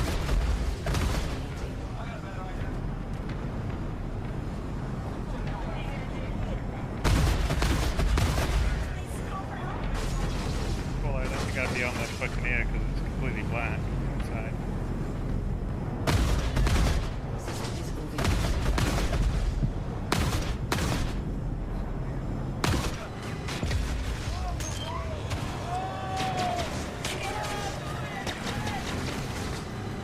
Line it up, line it up.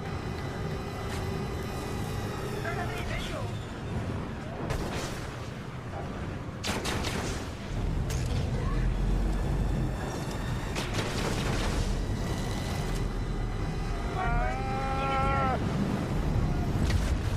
How are you driving?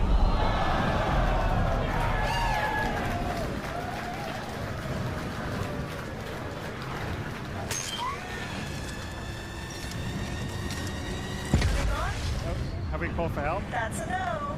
Sayonara, sucker. Good time inbound. Did you get them all, Glenn?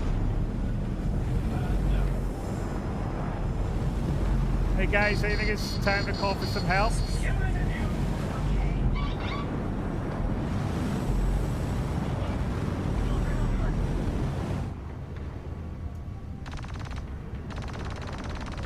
What was that noise? Glenn?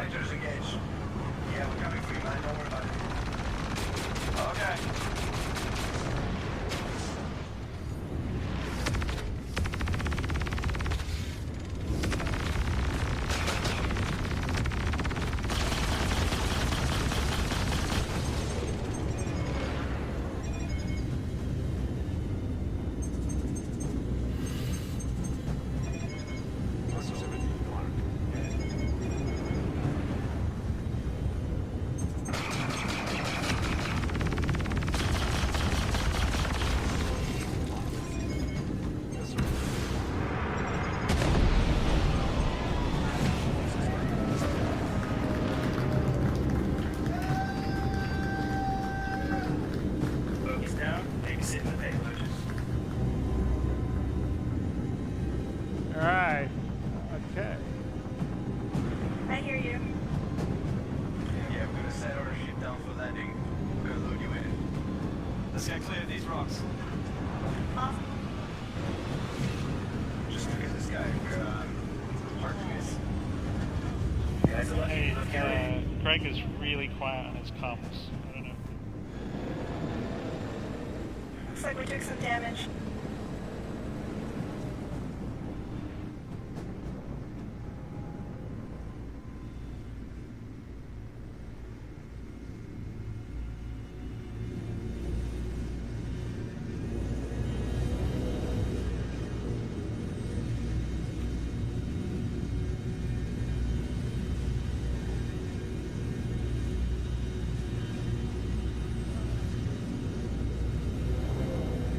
You guys have edges? Well, yeah, we do. I mean, I'm not complaining. You better not.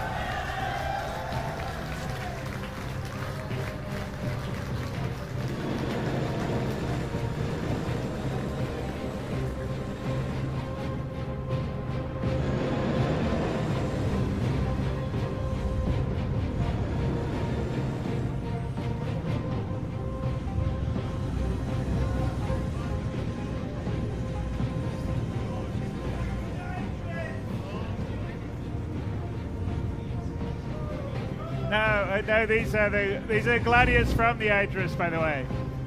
So, in order to shoot you.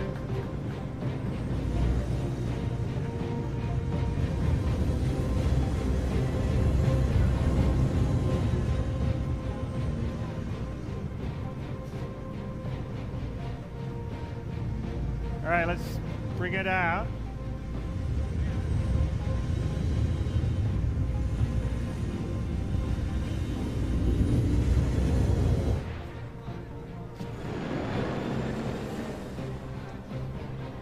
See how big that ship is from the ground. Just looking up there, oh my gosh, that ship's a big ship. Hey Gooseman, what's going on? Are you watching the stream? Oh, you are. Oh, duh. Look at that Idris. That's a huge ship. That's what I just said. Right. Adjusting landing position. Too bad we don't have one in the squadron, man. That would be super awesome. But that's okay. We'll earn it in game. Hey, Melissa. What? Let me out. I want to get up to that thing. Go on then. Just close the door. On your way out.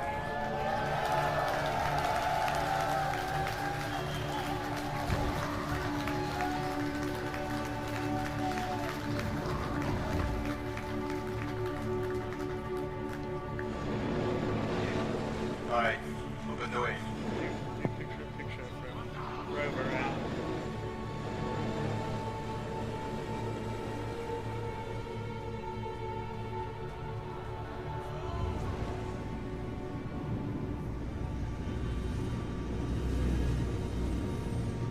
so as you can see, the Idris is pretty large. Adjusting position. Good, but So not it's that the good. first working capital ship that we've got in the game. I'm disappointed. Hey, Sam.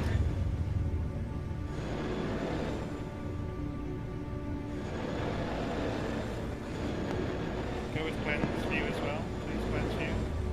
Alright. Never done this before. Let's see how it goes.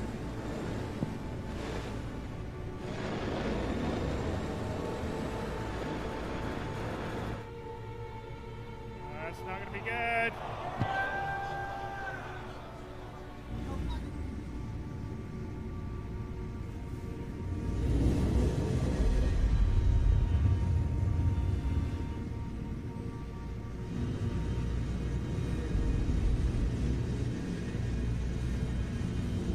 Why are they showing us this stuff? There we go. On the foot. That's what he wanted to show us. a charm. Alright, let me line this up again.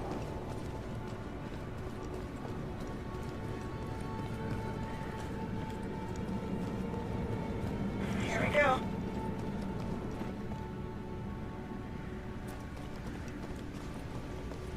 Almost. So much sand. Stop moving. No. The Idris keeps moving around. She's crushed.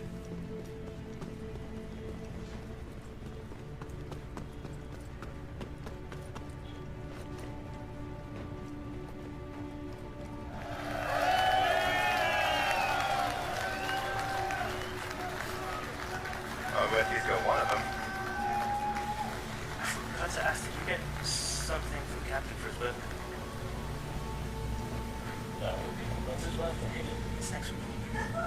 I was just gonna put my name on like a card and give him some vouchers or something. Guys, please, you're all comms. Glenn, you want to take your railgun off? Take your railgun off and see the captain. All right, Rover, join me on the bridge.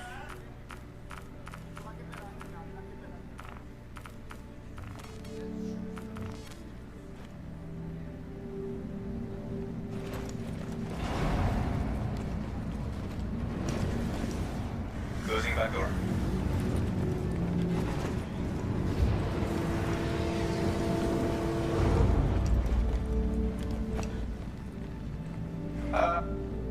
Hello? Let's go get out of the atmosphere. Guess I'll find my own way. All right, Glenn. Join me in the bridge. We're clear for takeoff.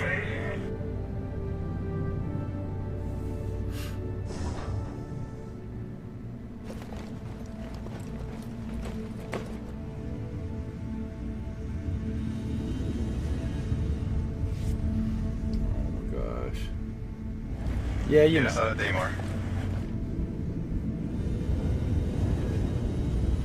Proximity alert. Head.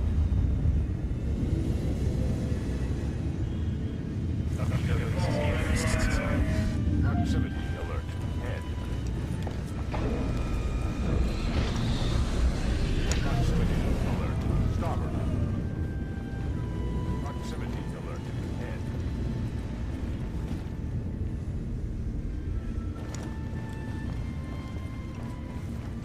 There's like no crew on this thing.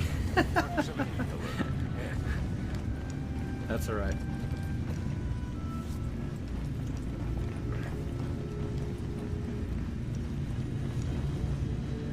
So, looks like you found it. Hello!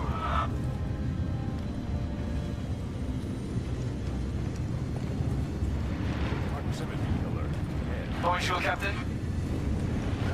Bonjour, Ben.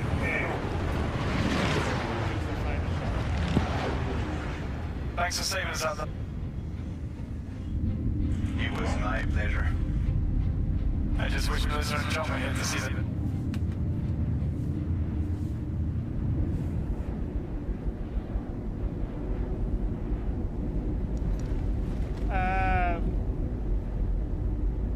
there you go.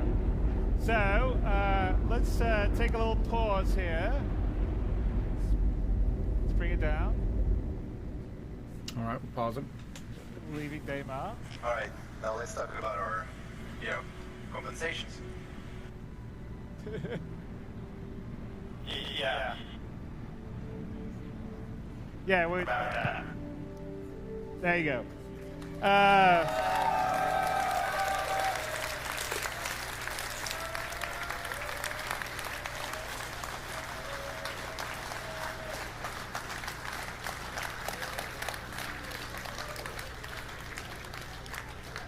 So, sorry that was a bit rough there. We've had playthroughs that have run all the way, and then we have playthroughs that we've had, because as you can see, that's why you don't have 3.0 now.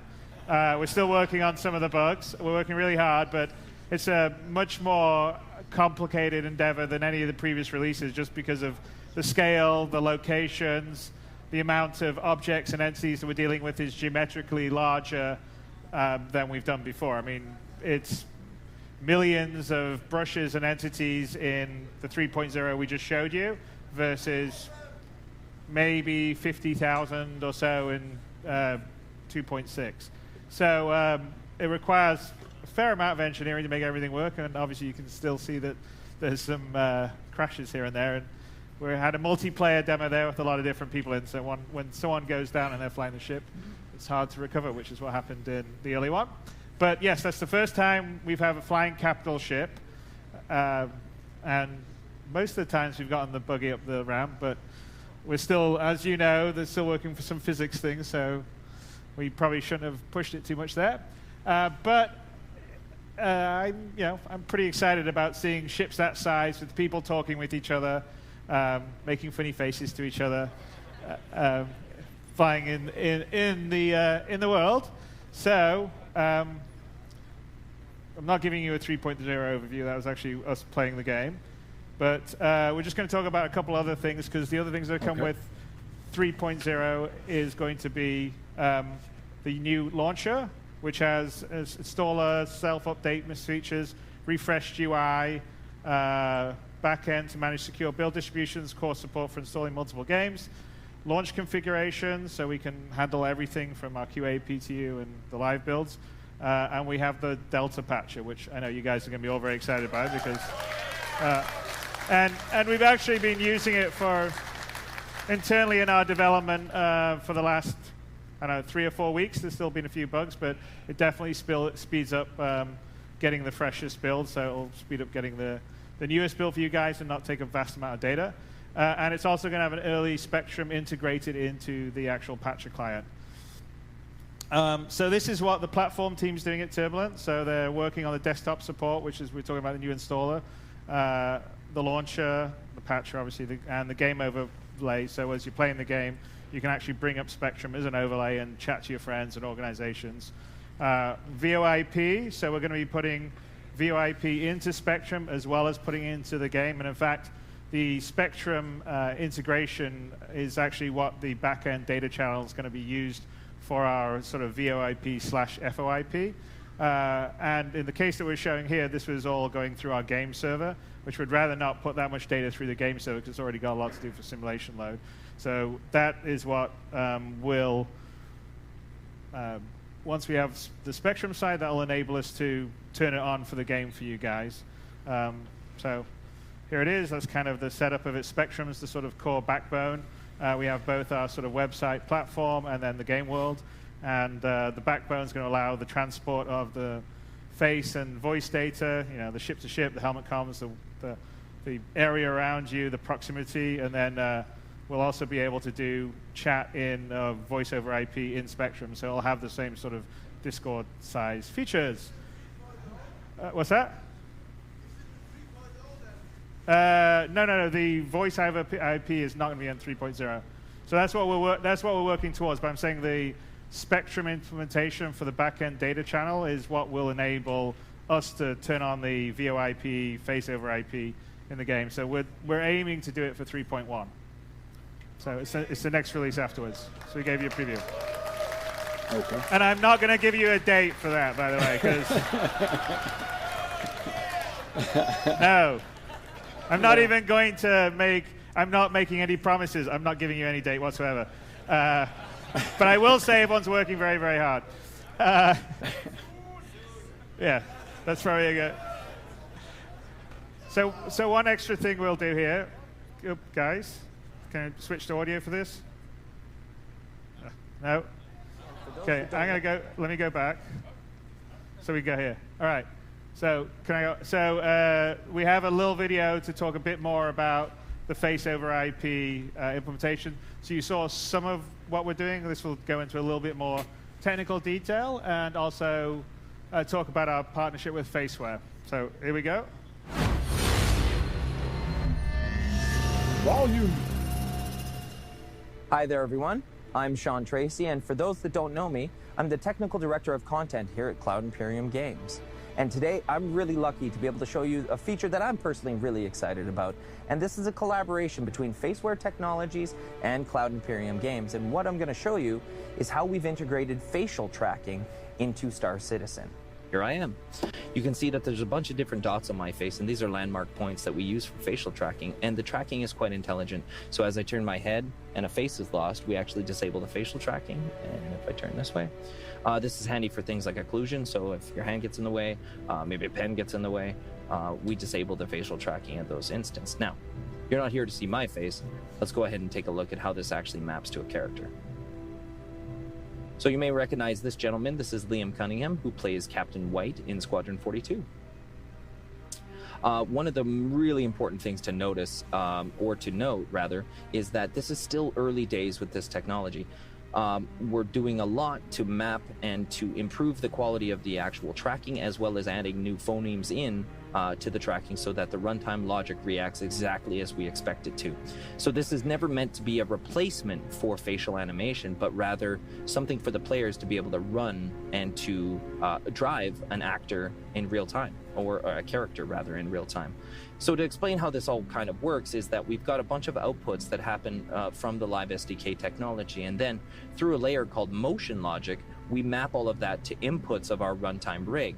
And since every character within Star Citizen has its own unique runtime rig created dynamically, they will always react appropriately to whatever the inputs are. So it won't exactly be my blinks, it'll be Liam Cunningham's blinks.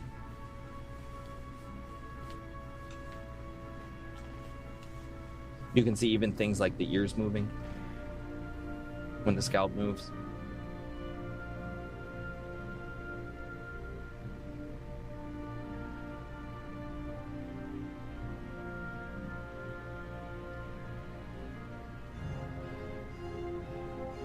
And we even track the eyes.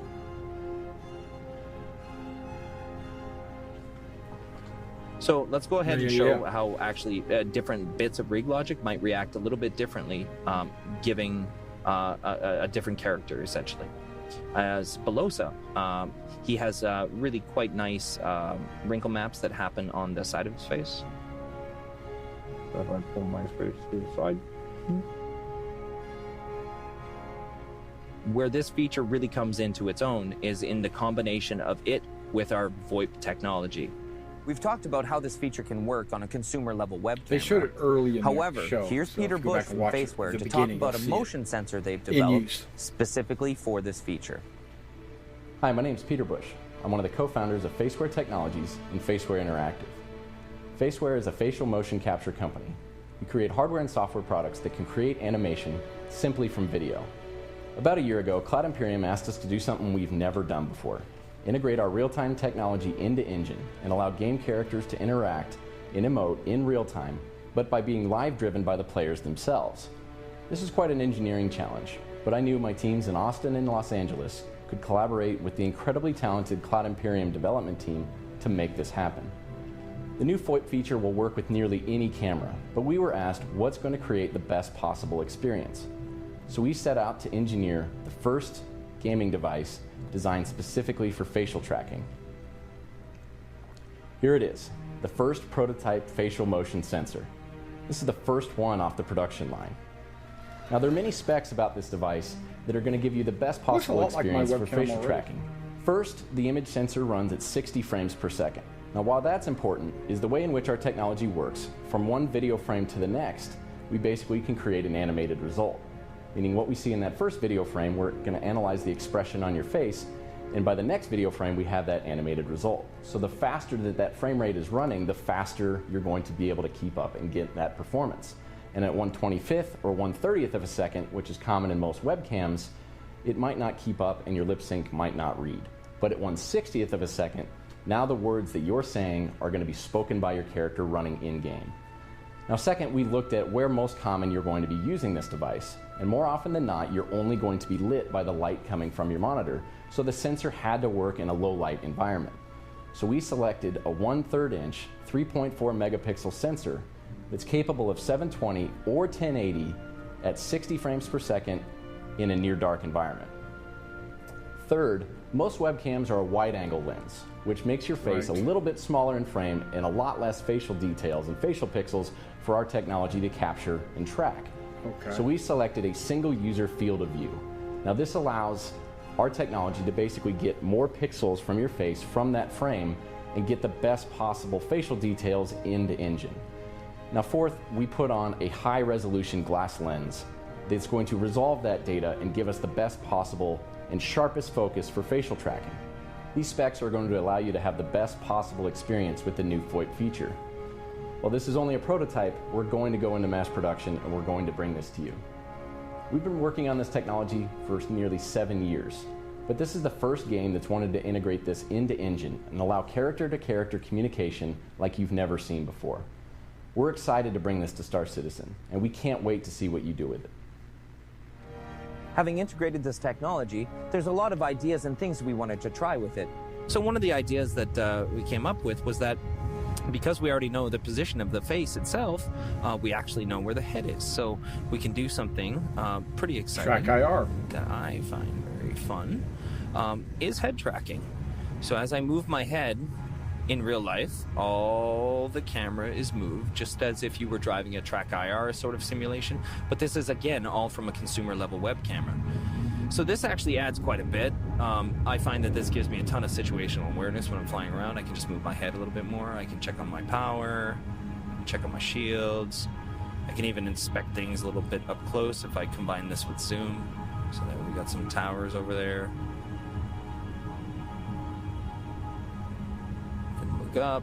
You can even do crazy stuff like rolls. So roll to the other way. And it's kind of fun if we combine it with this. So here I'll try to keep my head on the horizon until it's just too much. And then we put it back over and maybe look up. Let's see if we can see anything from Levski there. Oh yeah, cool. All right, and then we'll roll it back over. One of these. Whoop, that was the other way. And there we go. So as you can see, it is very natural, and you can just look around within it. And again, it's kind of coming for free because we are already tracking the facial position, so we can extrapolate from that what the head position is. So as you can see, the collaboration between Faceware and Cloud Imperium Games, even in this early stage of development, is already breaking new ground and doing things that haven't really been seen before. So we're really excited to develop these features, and we can't wait to get them to you. So until then, this is Sean Tracy from Cloud Imperium Games Los Angeles saying goodbye. So now I'm glad I never did buy Oculus Rift.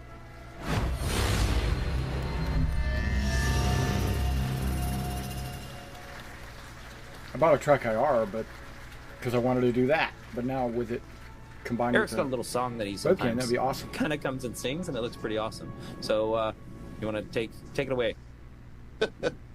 I once was a man outside. Perfect.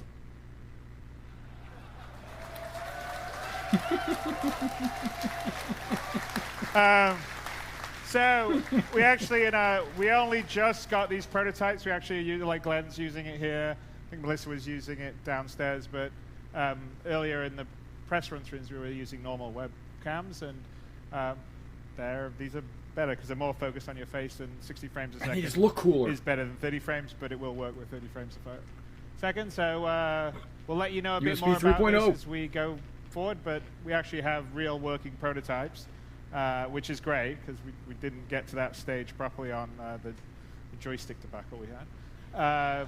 So we're not going to do that on this one. We're definitely it's good. We choose our partners better now.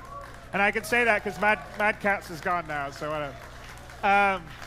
So now I got a question for you guys. Would you like to see a little bit more Idris action? Yes. All right. Okay. So. Here they go. Here they go. All right. Well, let's go back. We should pick up the story where it was.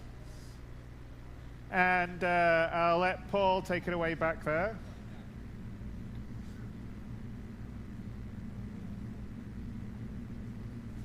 Multiple cameras.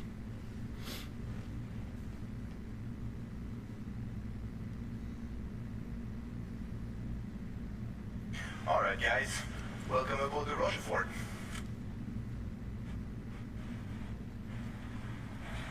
Thanks for letting us board. Rochefort. We really appreciate it. My pleasure. And they're using the face capture.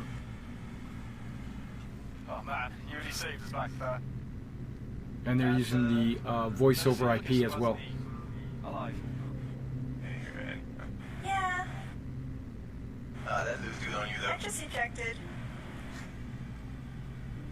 Alright, but what were you doing on that planet, man?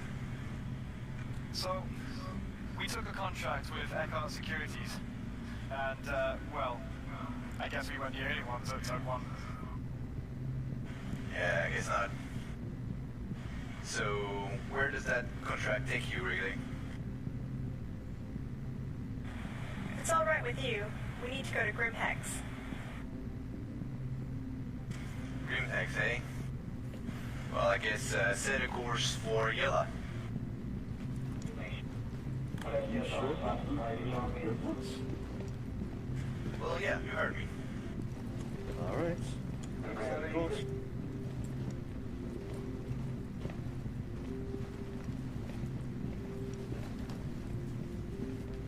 Course lock, ready to gauge on your command.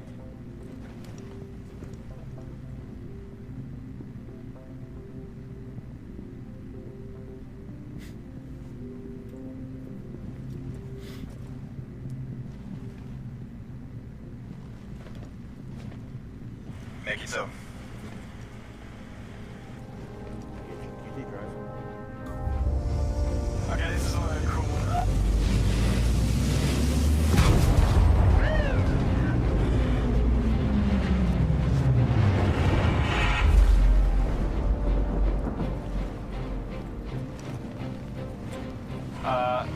Friends of yours? Look at that. And they're firing. Find out. Attention! Enemy Idris Captain. So far today, you've destroyed 2 of my ships, killed 2 of my men, and stole my black box. So, I'm gonna give you exactly 1 chance. Either hand over the box, or I'll put a hole in the ship and scavenge through the wreck. He's bluffing.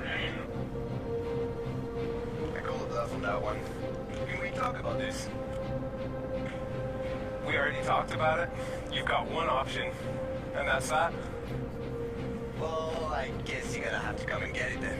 I prefer that anyways. Let's get out there. Game time.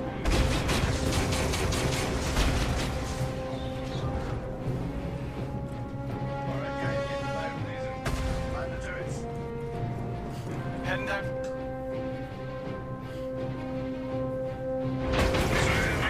On the starboard side.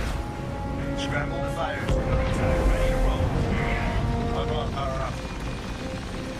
Good deal for takeoff.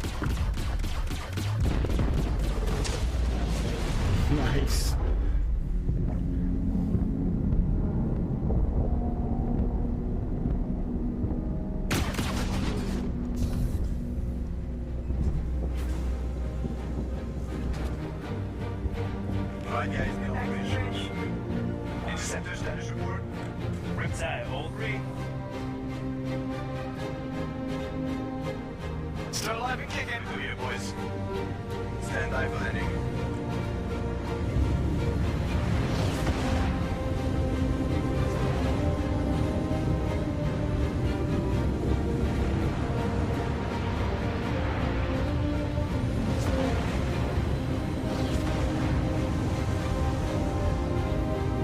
Nice fly, Mark.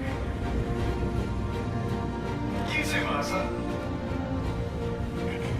What? I wasn't flying.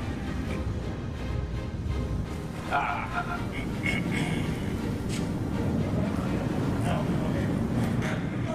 drinking again. Formation, Jesus, man. Hey, man. I haven't fired a turkey in years. That was fun. Yeah, it was good fighting.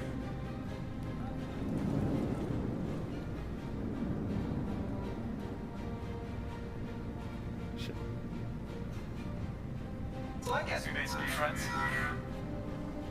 And enemies. Mostly Not enough of that books for sure. Nice people died.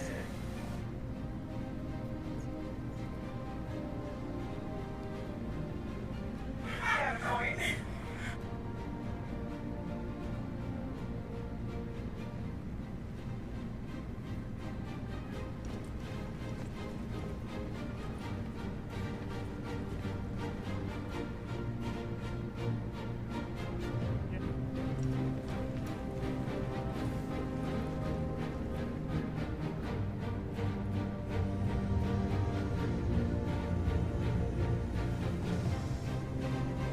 Right. Where are you off to?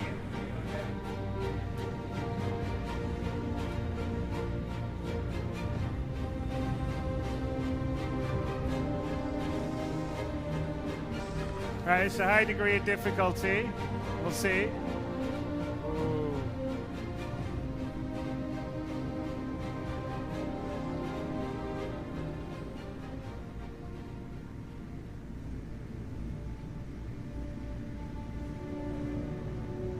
Okay.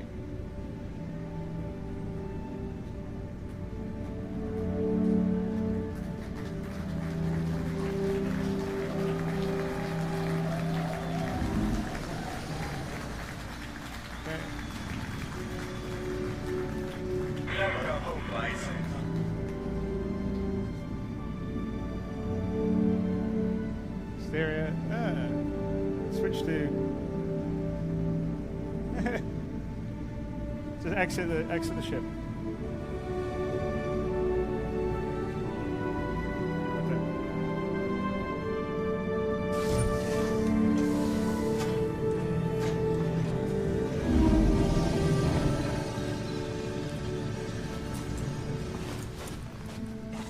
Alright. Back. There you go. There we go. Alright, we brought him home. Okay. We can. Okay, we can. Finish, Paul. Fake the. There we go.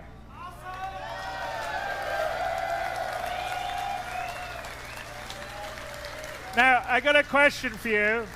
The team's probably going to kill me.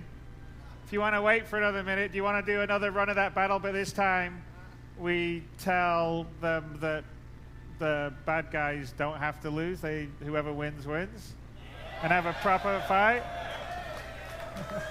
Of course.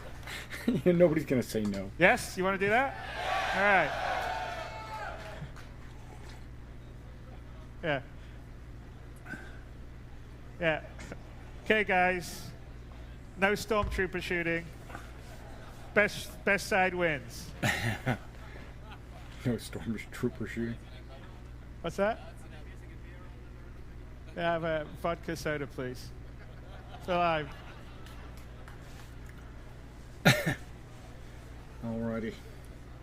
All right, it'll take them a few minutes to respin up the server and bring up the clients. So anyway, that's the first time that we only got capital ships fighting probably about a week ago. But it's actually pretty cool. And obviously it's going to get much smoother. You can see some sync issues between different views and stuff, which are things that we're working on 3.0. Yeah, a capital ship. The pilot's not doing any shooting. This is going to, I don't know, maybe it's the going main to be pretty railgun, awesome. That's about it. Going forward, because you'll be able to fly everything from a single-seater ship to the multi-crew ships to huge capital ships. Do it with a large group of your friends, by yourself, small amount of people. I think it'll be fun. Broadsides would be important. Rolling, probably important. What? How long until you do this? Yes. Let's show the team downstairs. That'll be great. So here they are. This is the guys.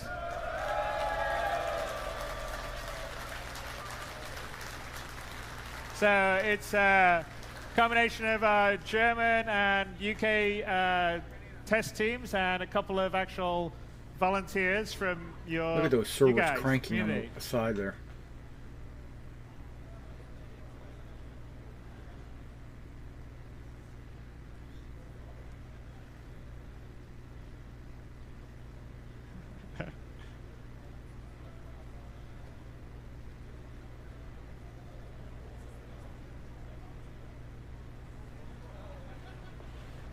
You can see Sandy though, in that white outfit.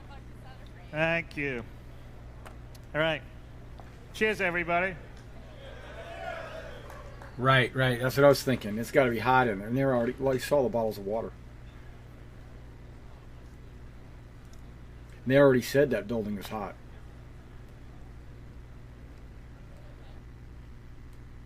Well, Jared said it was hot.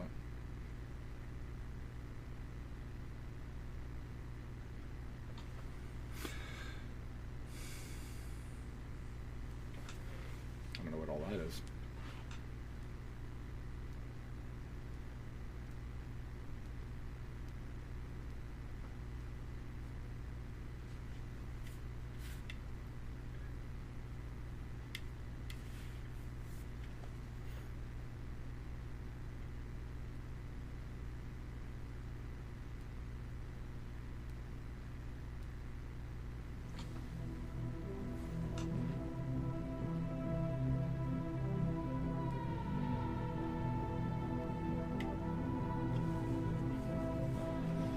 Hey guys, so it'll be about 5 minutes. Do you want me to play, say, the 600i commercial again at the beginning? All right. Just get some eye candy for you while we're waiting. You sit back. I was kind of disappointed with the 600i commercial. Didn't really tell me anything about it. But you enjoy it right now. Yeah. It's just like a tease.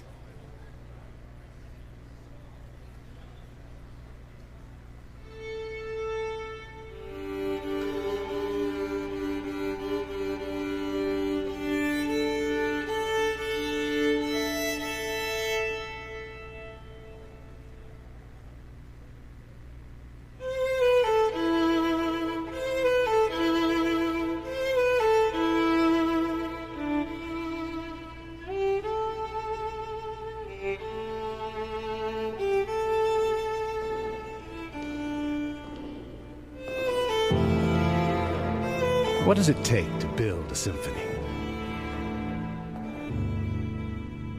It takes a blueprint. 4 movements that will dictate key, tempo, and the arrangement of musical notes that will create harmonies, melodies.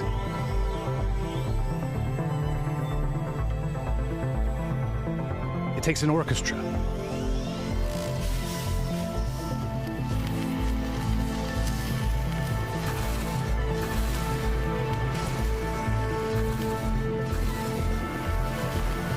See, I thought that was a torpedo when they first showed it. I was like, oh, cool. Master technicians of their craft, working in perfect unity to transform notes into sound and those sounds into an experience.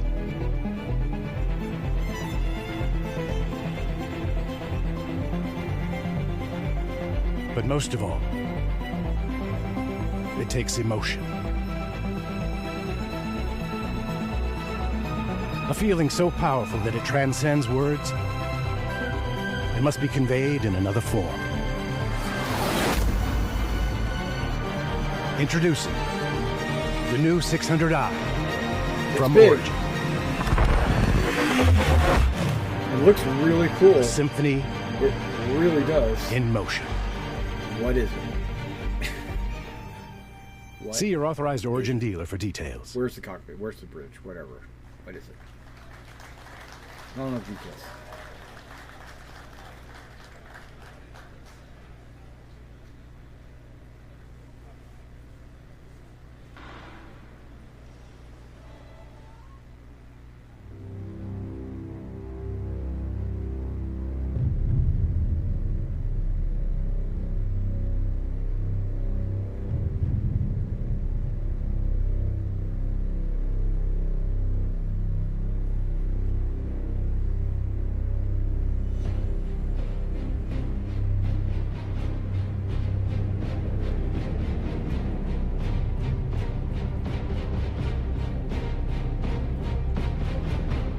I think they realized that they couldn't make Miles Eckhart be the backstab you on his first mission because they needed him to do multiple missions.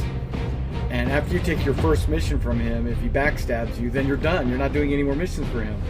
So I think they've kind of changed Miles Eckhart's role in this 3.0.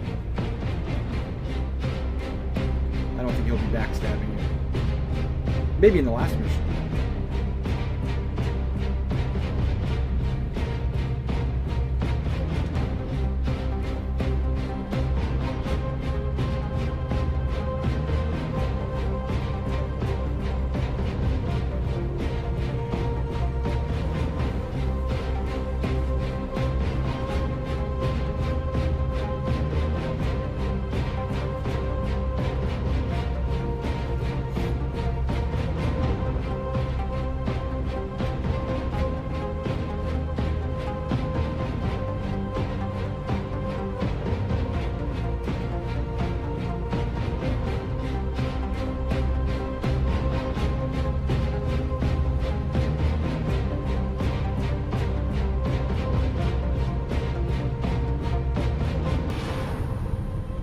Luckily, I've not seen any fire effects on exiting an atmosphere in the demo, but in the 3.0 gameplay demos that they've been doing on the sales floor, when you leave the atmosphere, there's fire. That's not what's supposed to happen. Only entering. And the reason why that is because you're going so fast that in space that when you hit the atmospheric wall, the atmosphere just starts to burn because you're the friction. When you're taking off, you're not, yes, you're going fast, but not as fast as when you enter. I mean, maybe if you're quantuming or something, that there should be fire and brimstone and all that. But they need to really think about that. Now, I'm not a scientific expert, so I could be wrong. But I don't think there should be fire on the way out. I think there should be only fire on the way in. When going from a super fast to an atmospheric flight. When transitioning from super fast to atmospheric, yes. Not when transitioning from atmospheric to super flight. It just seems wrong to have it both ways.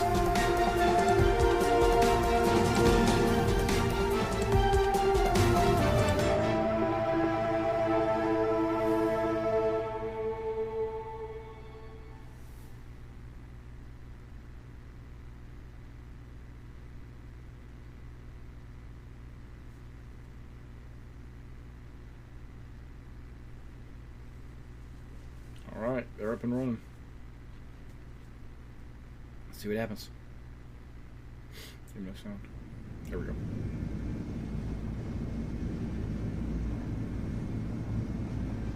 I think they're hovering.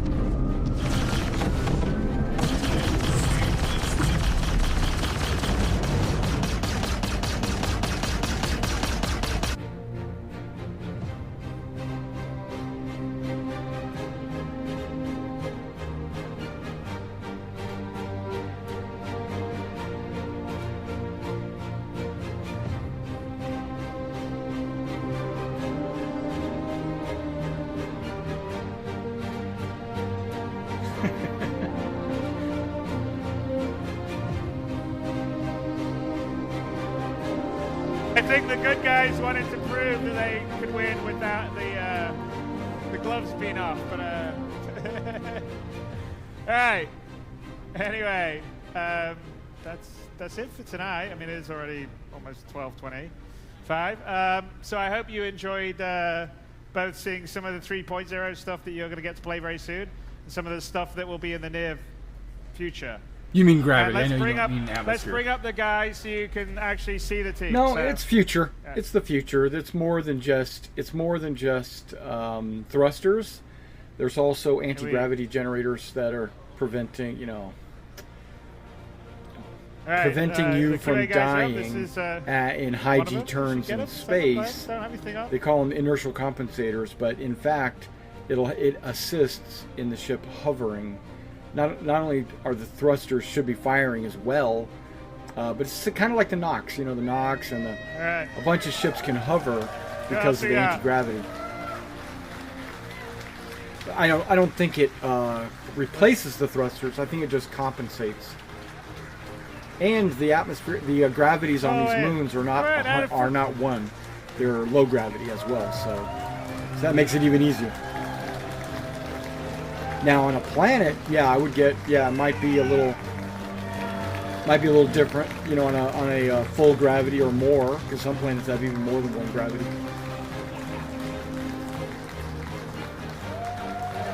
Okay, bow, John, bow.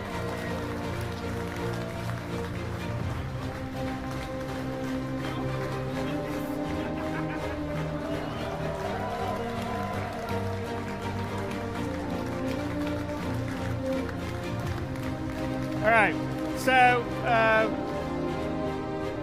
thank you very much. It's coming down to a close, looks like. I think we'll hang out for a bit if you want to say hi and have some drinks. I think we've got some. What do we have? Oh yeah, we'll get signatures from the battlers here, and I'll be happy, and the rest of the team will be happy to talk to you guys and sign things, do whatever else. We really appreciate your support, allowing us to build the game of our dreams and your dreams, I think, and enable us to sort of do things that we showed tonight. And we will endeavor and work really hard to get you 3.0 as soon as possible, and many awesome things beyond that. And I'm sure I'll talk to you in a bit, and I'm also looking forward to showing you and seeing you guys at CitizenCon as well. So thank you very much.